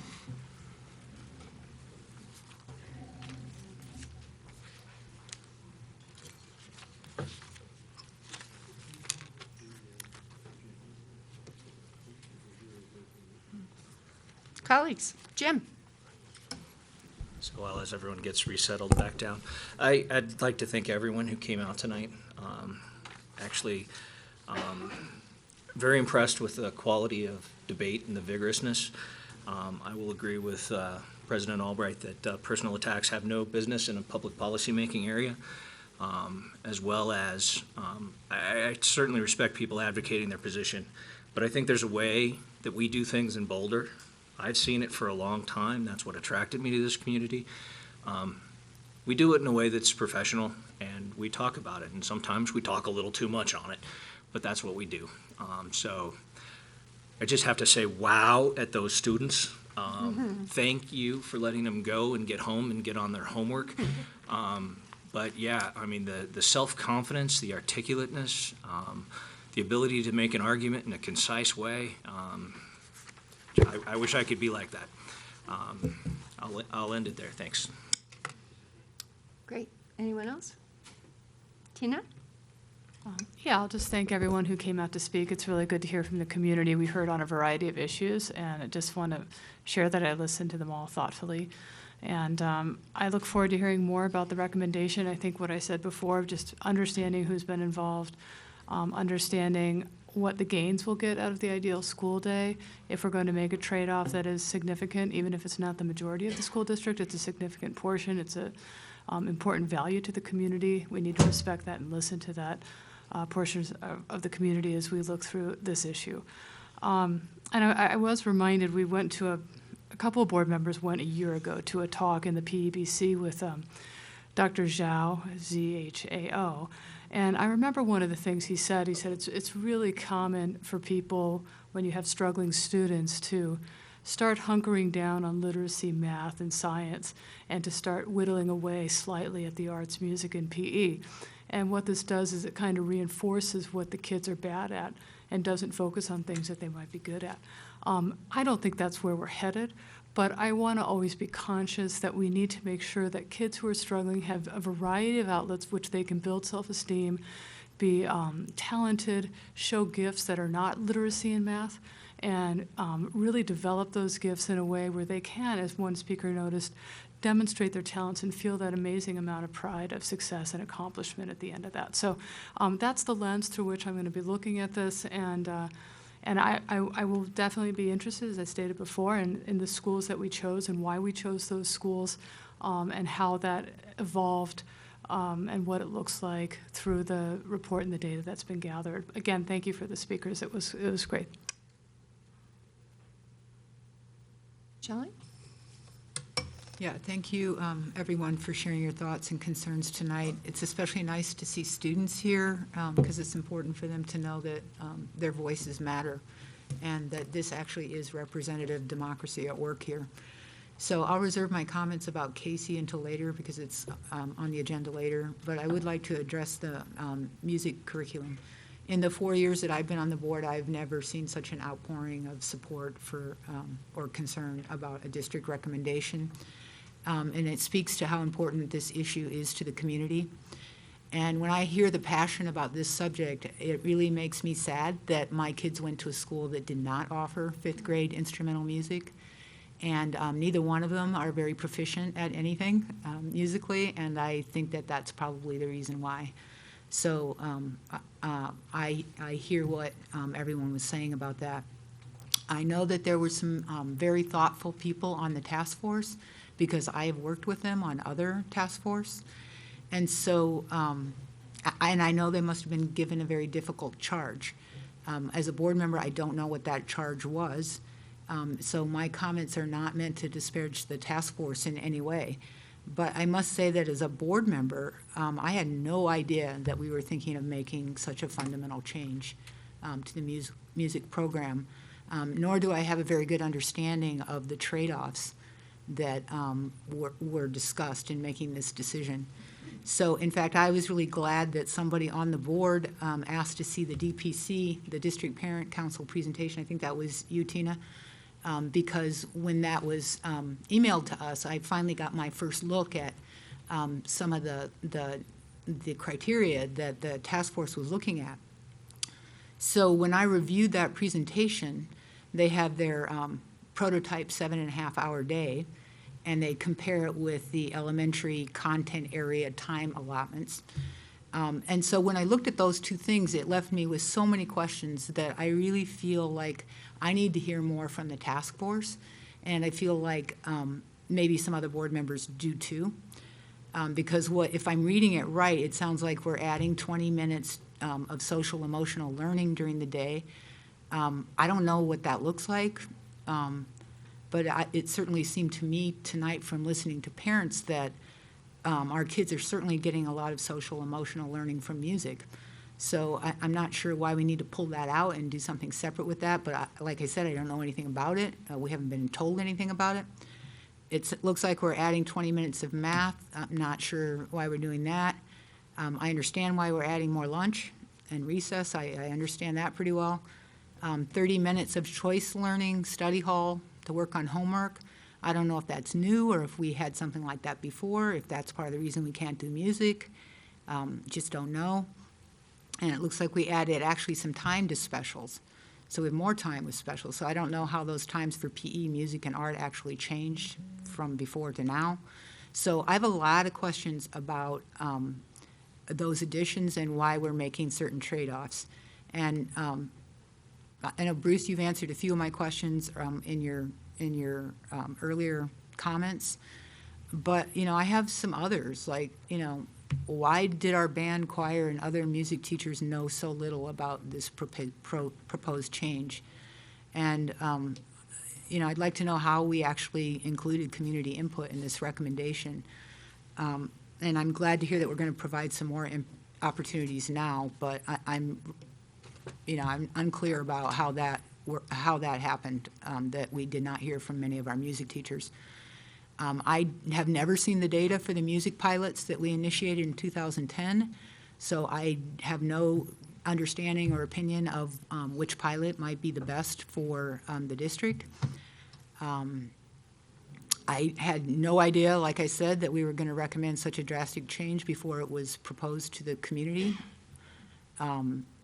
I'm unclear about whether schools were told this is the way it was going to be even before the board saw the recommendation, let alone voted on it. I'm not sure what other pressures we're dealing with that resulted in this recommendation. For example, does universal breakfast play into this? Does the preschool schedule play into this? Does planning time for teachers play into this? If so, how? I don't understand that. You explained something about the inequitable teaching loads. That's a little clearer to me. The rationale for equalizing specials. It sounds like instrumental music is not the same as general music, so I'm not sure we're equalizing specials if that's the case. If we had a BVEA rep on this task force, which I know we did, a very good one, it's unclear to me why there is such a disconnect between the teachers and this recommendation. I'm not sure what's changed about our curriculum, that we don't have enough time to cover it now, but we used to have enough time. I don't know how much this change is being driven by agreements with BVEA around planning time and specials. I'm unclear about that. We say this isn't a financial decision, but it sounds like the fact that schools are creating different schedules and having some having part-time teachers is resulting in an expensive staffing model. So I have a feeling there is some financial implications involved with this, and so it would be nice to know what those are. I know that one of the reasons we're trying to standardize the school day is because there are transportation inefficiencies. So again, that's a financial decision that that's related to reducing costs. So I think there is an element of financial, consideration here. So again, given the outpouring of support for the music program and the number of questions that I have about this, I really suggest that we have a work session where we can talk about how we came up with this recommendation and maybe come up with some alternatives within the ideal school day that would allow us to keep the music program intact. So that would be my recommendation, that we talk about this some more. Colleagues? Sam? Go ahead, Tom? Tom. Go ahead. Tom? So, I agree with that this has been one of the richest school board meetings we've had in some time.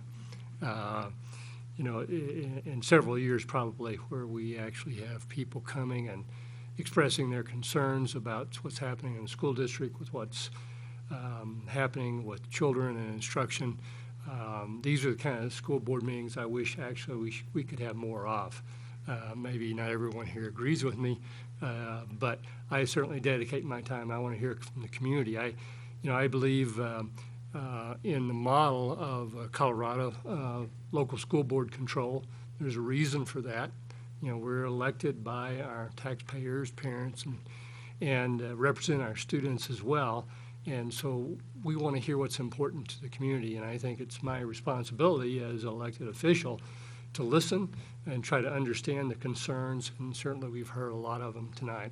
I want to thank everyone for coming. Diane and Dave, thank you for coming with Nobel Circle. And I want to thank Chris and Bud coming and discussing the appeal, which we'll talk about a little bit later on. Particularly want to thank all the parents and teachers and students that came to talk about the music program. I mean, particularly with the busy lives, I know how important this must be for people to get out. Students have homework, teachers have planning to do, papers to grade, and their own families.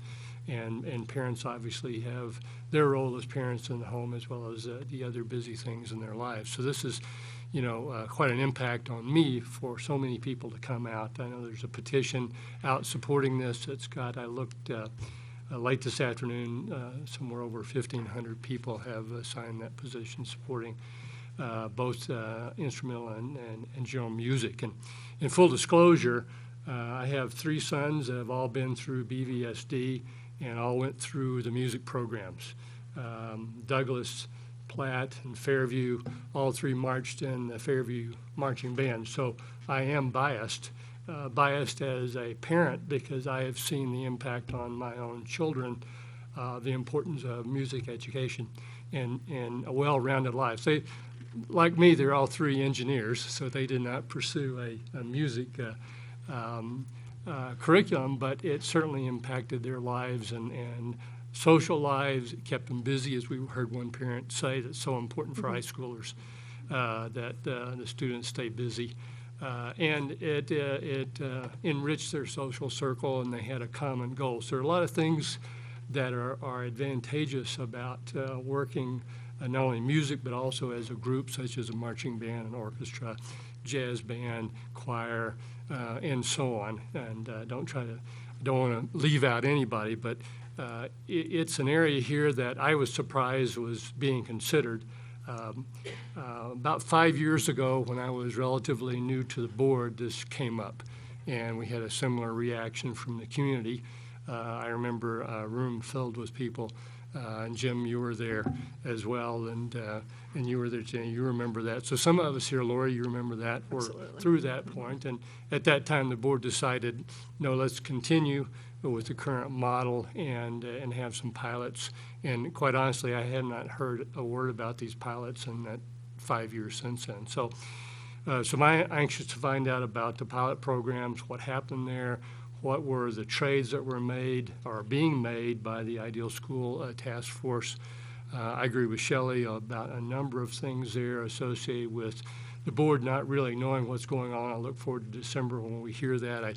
I do believe that we need extended time period to look at the pros and cons, to understand what the task force went to, understand what the music teachers are saying and parents are saying, so we can be inclusive of the overall community. So this is a big thing. I don't want to rush it. I know that for planning purposes, like we hear, if we're going to implement something next year, we need to do it soon. But this is a very, very important thing to our community, and we need to take the time to really understand the different values, how we trade those off amongst our community, school time, and our overall education of our students in this district. Thank you. Sam?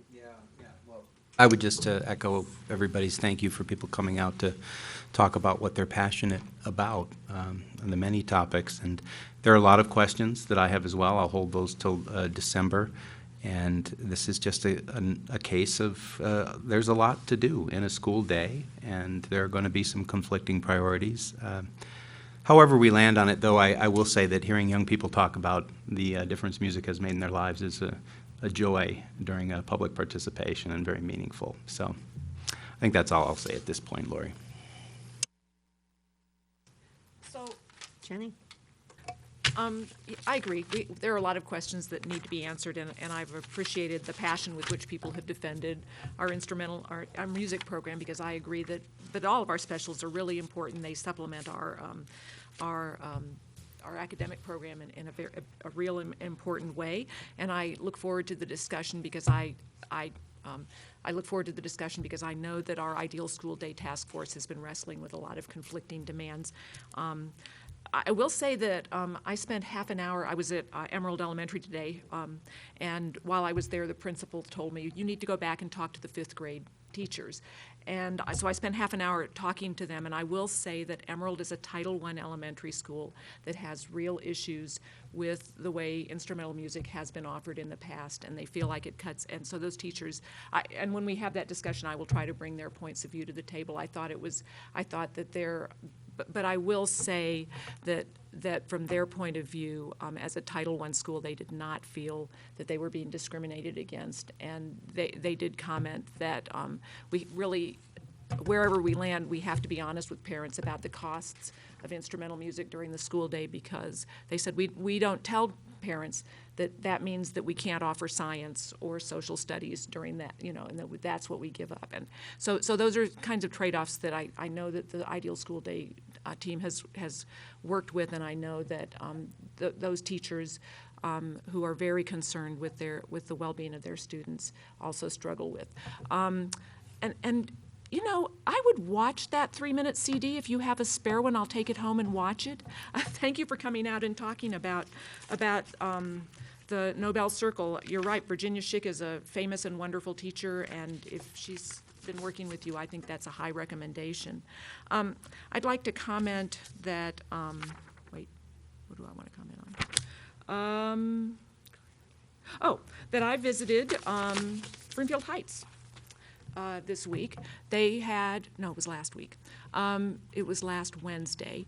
I visited Broomfield Heights. They had a career day, and they put together a program that I understand is not typical throughout the district. It's remarkable. So I would recommend to my board members to get on their invitation list and go next year. Their 2 counselors filled every classroom in the school for 2 periods in the morning with 3 presenters on different careers. So we had a water treatment guy from Thornton, and we had a pediatric nurse from Children's Hospital, and there was the person who owned the ice cream store in Louisville, who was not, unfortunately, as far as I could tell, giving out samples. Too bad. And so some small businesses like that. The person who owns Lafayette Florist was there. A singer from the vocal group, Face, was there. And somebody asked him why Broomfield Heights, and he said, I was invited, so I came and talked about my musical career. And just and Diane Primavera from the state legislature, who I assume was talking about politics. It was really, I could only be there for one period, but it was a great, great morning with wonderful presentations. And the kids were just rapt. And who knows, we may get a psychologist or an attorney or a children who can envision themselves as attorneys or architects or water treatment people. And so I would like to just say it was a great program, and if board members can attend next year, I urge you to get on the list and go. It was remarkable. And also, I'll just mention that I had an opportunity to tour the high school with a state senator from Jefferson County, who apparently represents part of Broomfield too, but not the part that I'm in. And so that was also a really good experience. It's part of an initiative. I think the more we can get our legislators into our schools, the more they can understand what's going on in our schools, which actually is also true about the career day. It's another great thing about the career day is the more we can get people in our schools, the more goodwill we can build. So thank you to Broomfield High School and the teachers who set that up, and I was really proud of our Broomfield students who were really a good example, I think. And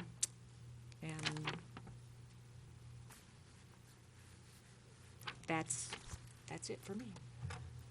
Okay, thanks. Well, thanks to the kids for coming out and speaking. These young students are absolutely amazing, and it was great to hear from them with their passion. It's always great to hear music kids talking about their lives. I also would like to just acknowledge the people who came here with the Make-A-Wish Foundation and the Marathon Group with their contribution. Thank you for coming, and thank you, Mr. McDonald, for the discussion about the Nobel Circle. Thanks. I would like to talk just a minute about this, about the music issue. I'm a music person, as you probably know, if you've heard me talk very long, because it's just something I've done personally. My kids do. I was in the band, all that stuff. But I think it's instructive to remember back why we're talking about this. And at our last meeting that we had last spring with the BVEA, with the teachers, we said, let's think about what the ideal day is about. Let's have a committee to take a look at it. And it's important to respect the process of what we have put in place. We agreed to say, let's empower some people to take a look at what we want with all these competing issues. And Shelley, I appreciated your questions. I have a lot of the same questions. And then the question comes down to a question of balance. How do you balance one issue against another? Clearly, we don't have enough time. Clearly, we don't have enough money to be able to offer everything that we would all like to offer. And so you end up with having to struggle between values and listening to the different values. And those are the things that I think we've empowered this committee to take a look at. I don't hear a recommendation coming forth yet. I hear that we are still listening. I hear that we have listening circles coming up, Tina, as you suggested. I'm looking forward to what's been said. So, I guess I would just say a little patience, a little caution. Let's look to see what the recommendation is as we put together people with different points of view to say, well, what about this and what about that? Because we're never going to be able to do everything perfectly. Now, that said, I'm a strong instrumental music supporter. But I do have to trust the process. We've put that in place. That's on us. We did that. We said, yes, this is an important thing to take a look at. And as you balance that stuff out, I just think it's real important that we think about it. I would look for a recommendation that works to encourage kids to take instrumental music and to take general music and to figure out some creative way. That's a tough challenge. Bruce, there you go. That's a challenge for you, to try to get the committee to think about it. How can we do the things that meet the needs and the interests? I know that we've got a strong value in our community about instrumental music. I guess I would try to take a look and find out where there's some common ground in this. because we've got some competing issues. So that's how I would take a look at it. I will continue to support the process. I appreciated Tina Mew coming and speaking to it as the president of the BVEA. This is something we negotiated together. So let's, I think we don't throw it out at this point. Bruce. So I'd like to just comment a little bit about process. So we provided you several written updates since the work that we initiated last spring. And so the reason we haven't had a work session, the reason we haven't brought you proposals is because the committee is still working. And so not unlike other task force that we create is when it's ready, we bring it forward. It isn't ready. And truly, the energy behind this is folks jumping the system. And Tina referred to this night as using old, tried and true tactics in this district of powering over groups. And so, again, as I, in my opening comments, asked, just let the process work. And ultimately, if there are things that you want off the table, Lori, you just named one, then we probably need that direction from the board. If you won't consider a proposal that touches instrumental music and general music in the 5th grade, then we probably just need that direction, because I can redirect the committee at that point and work with the chairs of the committee. So we assumed when we started the process that all things were open for discussion, and the committee is operated accordingly. And general music educators, specialists in music education, art education. I just forwarded you something from that prime art teacher you talked about just earlier, applauding the work of the Ideal School Day Task Force because of expanding art education opportunities. And so we assumed everything within the curriculum within the day was up for discussion, and it's in process. So what we haven't done is organize other special interest groups to come advocate for a position or not, and I don't think you want that. That's really not consistent with the process we're trying to use that Tina described to you tonight. So, but if there are things that the board feels are off the table for discussion, then that probably would save us some time and energy. So you can ponder on that. We will have work sessions on it, and again, when the committee is ready to make recommendation and present the data and the information to the board, because that's when we think, when it gets to a culminating, not unlike we did with educator effectiveness, when we gave updates along the way, but then ultimately we brought forth a set of recommendations, a group that worked collaboratively over the better part of a year. That's really the work we're trying to replicate here, and it's really the new model of work that Tina described for you this evening. So if we want to rethink the process, then we probably just need guidance on that, because we're trying to honor the process, and really coming to the board table, to the governing board, isn't a part of the process until we get to the point that we're ready to make recommendations. And yet, if we don't do some test balloons to see where and take things out and talk about it, then it's really hard to make any progress. So I just want to talk a little bit about the process. And the only reason, and we may not be ready by winter break, or we may be only ready for a partial implementation by winter break. My comments earlier in the evening was that if we are going to do some things as soon as fall of 2016, we probably need to make some of those decisions in a January, February timeline. Otherwise, we won't oversee a smooth transition in that implementation. And I just want to comment about my role in this. I've had no role in it, despite what you heard in public comment tonight. I have not manipulated this process. I have actually observed from a distance, not unlike Tina has done. Neither one of us are on the task force. We have two capable co-chairs, one from the association and one from the administration, and many others working on this. So I take no pride in affecting music in this district in a negative way. In fact, the last 3 districts I've worked in had exemplar music programs, not unlike Boulder Valley School District. I personally am performed as a musician, and so, as does my daughter. So anyway, I just want you to know there is no bias coming out of our office with regard to this. We're simply trying to problem solve and find a balanced solution to this. And if things are just off the table, then we'll take them off the table. So anyway, we'll catch up with that, and we'll work with board agenda setting and get a plan for that so that we can be proactive and bring to you a set of recommendations. Not that you'll automatically embrace. We understand there will be a time and a place for a board and community discussion around it. But we also know that if we want to make any changes, we're going to bump into some things. And we've bumped into some things. And I mentioned earlier in my comments about some things that you value greatly, you've expressed to us, that we've tried to respond to in this task force. So anyway, I just want to comment a little bit about the process. We're trying to foster a climate in this district where we form representative groups and we empower them to do work. And we don't get in their business while they do their work. And there were several meetings with parents and general music educators But the fear is, we understand fear, we've trained a lot on fear and hopes. The fear was that something might happen. And so folks use the process to jump the system and come to the boardroom over that, and really not recognizing that that's not the model we work in right now. We let the process work, and that we will continue to solicit input to the task force, because you have charged them to do that work. So I appreciate your comments, Lori, about honoring the process. Ultimately, we'll bring recommendations. You may embrace them, you may reject them, and then we'll figure out where we go from there. And then we'll talk about the consequences of either way we go with that. But again, I would just ask, as I did in my opening comments, that we honor the process that you've helped us create in the district. So thank you. Any other comments? Okay, the next item on our agenda is action items of consent grouping, and I'll read them. 6.1, personnel items. 6.2, approval of minutes, October 13, 2015, regular meeting. 6.3, approval of minutes, October 20th, 2015, special meeting. 6.4, acceptance of donation, Lafayette Elementary. 6.5, acceptance of donation, Food Services Department. 6.6, acceptance of donation, Mesa Elementary. 6.7, agreement to grant easement, Louisville Middle School, Janice Tassone, if I'm saying her name correctly. Do I have a motion to approve? Jenny, is there a second? Sam? Are there any items anyone would like to pull? Are there any items that anyone has a question on? Tom? Yeah, I have some questions, and maybe I want to pull an item based upon the answers. Okay. 6.7, this agreement for the easement in Louisville. So I did not know about this, and I just need a little bit more information.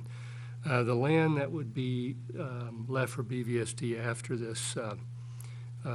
this granting of the easement, would that be adequate to house portables in the future? I know portables were put there during construction in 2006. How many portables were there, and if we need that sort of resource in the future, will there be adequate room if we grant this easement? So Don Orr is out of town this evening, and otherwise I would ask him to come to the mic. I did visit with Don about this easement. This is land that rests between us and the other property that we had actually assumed we use private property for some of our work without an easement, and so there's been some a change in the desire of the property owner to use their property differently. So this would grant them easement so they can access a garage. So Tom, I don't know if we can put portables there. It isn't our intent to use modular buildings. And the other question I would probably ask, is there other locations on the campus that we could place modular buildings if we couldn't there? Just because we did it there in the past wouldn't necessarily mean we would place them there in the future. So Don and his team are recommending this easement, that we grant this easement, and that we go forward with it. But if you want to not act on it, we certainly could gather more information and come back. Yeah, we might need more information. My understanding is the easement would be for access to place a road that would go down and have a fire hydrant. And there's some Louisville City requirements for the amount of easement room, or amount of room you need, 26 feet for that. There are other options where those, is my understanding, talking with the city, there are more other options there for doing that for this property owner. I guess the big concern for me is that what I understand is we actually built a fence over on the property line. That's correct. And so that fence is actually on the property here. And so I certainly appreciate the landowner working with us, and I don't mean this in any way to be negative, but I just want to understand, what do we get in return for granting this easement? It'd be land that would be now consumed by a roadway, and that what would be the access rights on that roadway? How much does that consume in terms of the property? And what does that mean for the future in the next 15 years? With all the growth that's happening and building in Superior, Monarch Middle School is getting more and more filled up, and will be more so in the future, and that pushes perhaps more students into Louisville Middle School. And if we need to then expand that school and do construction, we may need room for portables in a temporary situation while we do that. So I just need to, I think that we need a little bit more information on what that is and what the trade-offs are there. I mean, for what I can see, it's the school district doesn't really get anything out of it by granting and not that I'm advocating for that, because certainly the landowner's been worked with us in the past, and I want to honor that relationship. Also, I understand that there's a small area plan process for South Boulder Road that's in works now in the city of Louisville as part of their overall comprehensive plan. And there are discussions about a bike and walking path that would potentially go along this area of the property line. And that's an area that students would access coming to the school, and so would be a great benefit for our school district and safety of our kids to be able to have, you know, a bike path that would keep them off of the major streets in Louisville. I know that something that happened on Platt Middle School, where a walking path was put in, and it was a similar sort of situation with a landowner there, and they did allow access for this path that served about 200 homes in the area, so students could walk to Platt without having to walk along Cherryville, which is where they had to previous to that. Very busy road and very dangerous for students. So I think the safety issue and also the future planning issue, overcrowding in the area about having, you know, portable space on a temporary basis while potential construction. That I need to have more information on it before I feel comfortable of approving this. So I guess I would like to call it off of the consent agenda, and then we can talk about it and where we want to go with it later on this evening. So the write-up does indicate the same number of modulars or portables could be accommodated on the space even after the easements. Granted, that was one of your questions, Tom, and I think it's answered in this write-up. So, what's that? I'm sorry. In the second paragraph of the write-up, okay, you ask about the ability to place portables, and it says, even with this easement, the grassy area would still be able to accommodate a similar number of portables in the future if necessary. So that was just one of your questions, and right. I think that Don addressed that. Similar or the same, or how much? I mean, I guess that. Do we have, how many do we have there before? Did we have 10, and now we could I don't think we had 8? 10, unless it was during construction. Yeah. So if you want to pull it, I would ask Tom that you submit those questions to me if you would. Then I'll have Don prepare a RFI, and then we can have that prior to bringing it back for action. I'd be glad to do that if Tom submits the questions. Yeah. Thank you. Normally it goes to items pulled from consent grouping and then votes taken. To do what? If it's pulled, so when it's pulled, it's taken to, it'll take a vote to not vote on it tonight.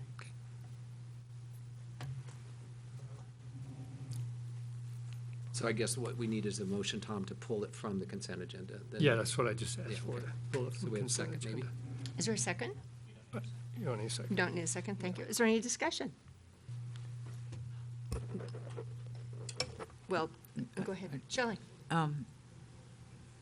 Yeah, I guess I have a couple of questions too now that Tom's brought it up, but I see no harm in waiting till we get the answers to do this. Is there a rush? Have the questions in advance so that I can. Yeah, get a yeah. response Is there a prepared. rush to do I this? think we're just doing business, trying to get things done. Okay, so. yeah.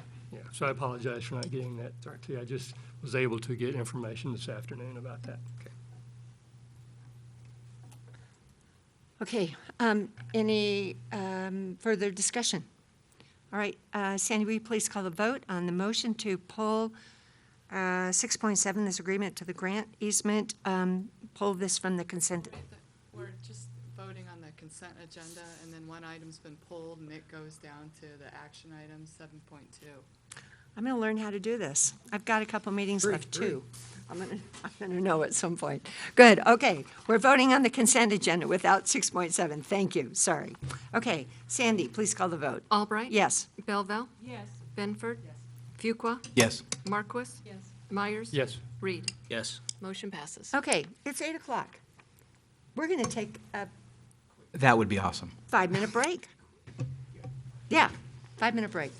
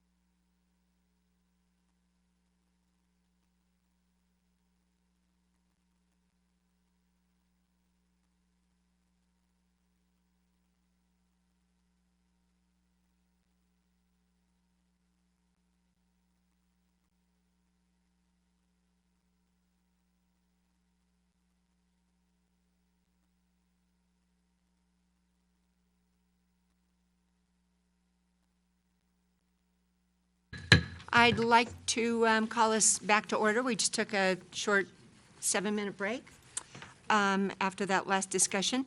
The next item on our agenda is action item, and it's titled Decision to Accept or Reject the Appeal submitted by Bud Pope and Chris Willis. Do I have a motion? Tina? I would like to move that we postpone this decision until we receive some dialogue around the monitoring results that, Bruce, thanks for sending those today, but, and those were great, but I think that, as you said, they haven't been put into a summary report by Dr. Van Dyke yet, and it would be helpful to me when considering this, this decision to have some more context about what those results mean, and particularly because this is just our second round of monitoring, and I'm feeling really confident about Casey, and I think things are going great, but in the context of this idea to accept or reject the appeal, it would help to have that information. Regarding point 2, because we have the NIOSH, the preparation of the report from NIOSH is in progress, I would ideally like to see that report before deciding to accept or reject this appeal. And so for those reasons, I would move that we postpone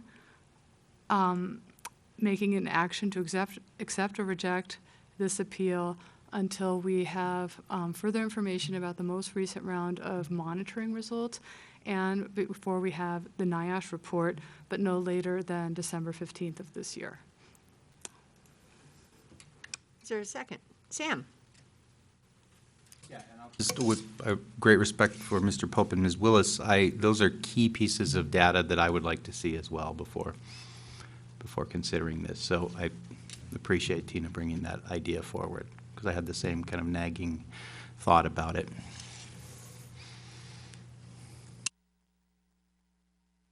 Any other comments? Shelley? I'm not sure what I think about that, because I hadn't thought about that before right now, but I'm not sure that the information that's going to come forward from either NIOSH or from Dr. Van Dyke's analysis of the data will address their complaint. So I'm not sure that waiting for it really matters in some sense. I mean, if for example, that the data comes back and says the school feels good, you know, the monitoring results are favorable, and NIOSH says, well, you know, we think most everything's been done that should have been done. I don't think that that addresses their 3 concerns. So I would recommend that we discuss we vote on this, and then but with the consideration in mind that it doesn't really matter whether we get that information or not. So.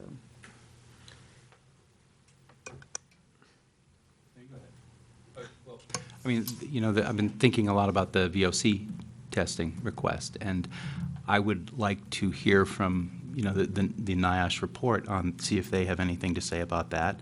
You know, I've generally been wanting to follow the recommendations of our public health officials and the folks who perform these kinds of investigations and make these recommendations for a living, and that's someone I'd like to hear from on that, Shelley. So.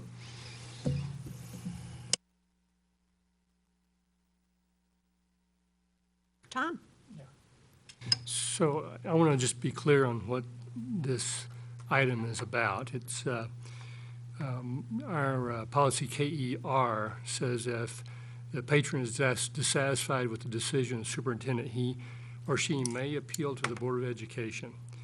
And it says the board shall have the discretion to accept or reject the matter for review. So that's what this motion is about, us reviewing it, not accepting or rejecting the appeal, but reviewing it, and then we can decide whether we accept, you know, the concerns, or the 3 different concerns we put forward, or we reject those. So it's not about accepting or rejecting the concerns, it's about us accepting or rejecting to review those. So, and we can set that meeting at some point in the future. So I don't see why I would want to postpone this. We can decide where we're going to hear the review or not, hear the information that's come forth. And then we can set a date, and it could be a date when we have this information so that we would have that for that review. So that was just a point I wanted to make here regarding what this is, so. Anyone who hasn't spoken? Shelley? I guess I would want to know from Melissa if we can do this. I mean, there's a complaint process, and is it okay to? So I spoke with Dick Bump about Okay. this today, so I'd be glad to answer it. So the question before you tonight is whether to receive the appeal or reject the appeal. And so that's an up or down vote. It isn't automatically that you will, and it isn't automatically that you don't. That's within your policy. You have the right to do that. If you were to choose to delay a decision on this and make it time dependent, all that would mean is it would trigger that this same question would come back before you, is what I hear Tina saying, is that she's not recommending that you do consider the appeal or you don't. She's just saying that, correct me if I'm wrong, there's two pieces of information she'd like to have before considering this question. One is the NIOSH report, and the other is this most recent analysis. Dr. Van Dyke emailed me this evening and said that he'd likely have the results next week, where he does the symptom survey analysis like he did in the spring. So, but I think that my understanding, Melissa, it would simply postpone the decision on whether to reject or accept the appeal at that time of that. So you can either do it tonight, or you can postpone it, you can tie it to something, or you can simply let it sit there. You are not bound by time, other than probably just reasonableness, as to when you might return to that. So I think that's within your discretion to do that. You have that flexibility. Shelley? So I thought that Kaplan and Ernest's letter to us was really helpful in terms of understanding what we're trying to do here tonight. And the guidance they gave said that we should be considering this based on some criteria. And one of those is whether the procedures have been substantially followed through the complaint process. And it seems that they have, to me, as I track through the correspondence. Whether the Shelley, superintendent. I'm going to have to caution you that that memo was to the board. And it's confidential. I can't share It's the a criteria for. Memo, and the privilege belongs to the board as a whole. And so you would need to have an agreement among the board to talk okay. about that publicly. Can I talk about the criteria we're supposed to use tonight, or is anyone uncomfortable with that? You all have the same information. You all have already received that information. We assume you've read it without repeating it publicly, I think is what You're not Melissa's worried about it? recommending. Okay, that's fine. I feel like, based on the criteria that we were given, that everyone's met the requirements, including you, Bruce, and Bud and Chris, and that this is a matter of significance. So I feel like all the criteria are there for addressing this appeal now. So. Jim? So I'm going to agree with everyone. I'm going to say I've been on this board as long as anybody currently serving. But what's clear to me is there is no clear board majority on where to go with this next. I think that it sounds awfully reasonable if we can get another updated symptom report, if we can get the NIOSH, we can actually have just a little bit more information, which is something we've heard from the community a lot. More information. And if we're that close to it, do we want to maybe ruin our chance and put the board out in front of an issue when what we want, I believe what I want, is the same as the community. We want to put a tombstone on this and be done. But I think we're really close, and so I will be supporting Tina's motion. Anyone else? Jenny? Anyone? Okay, well, then, if we're ready to vote? Wait, can I have one other comment, please? Of course. I agree with what you said, Jim. I can see some rationale for doing this. One of the things that concerns me is that it's been this board that's been working on this issue for many, many, many months, and not the new board that's going to be in place. Right. in December. And so I would ask us to consider that fact when we make this decision, that you're going to have people on this board that potentially know very little about this issue that are going to be voting, when really I feel like it's this board's responsibility to take care of this.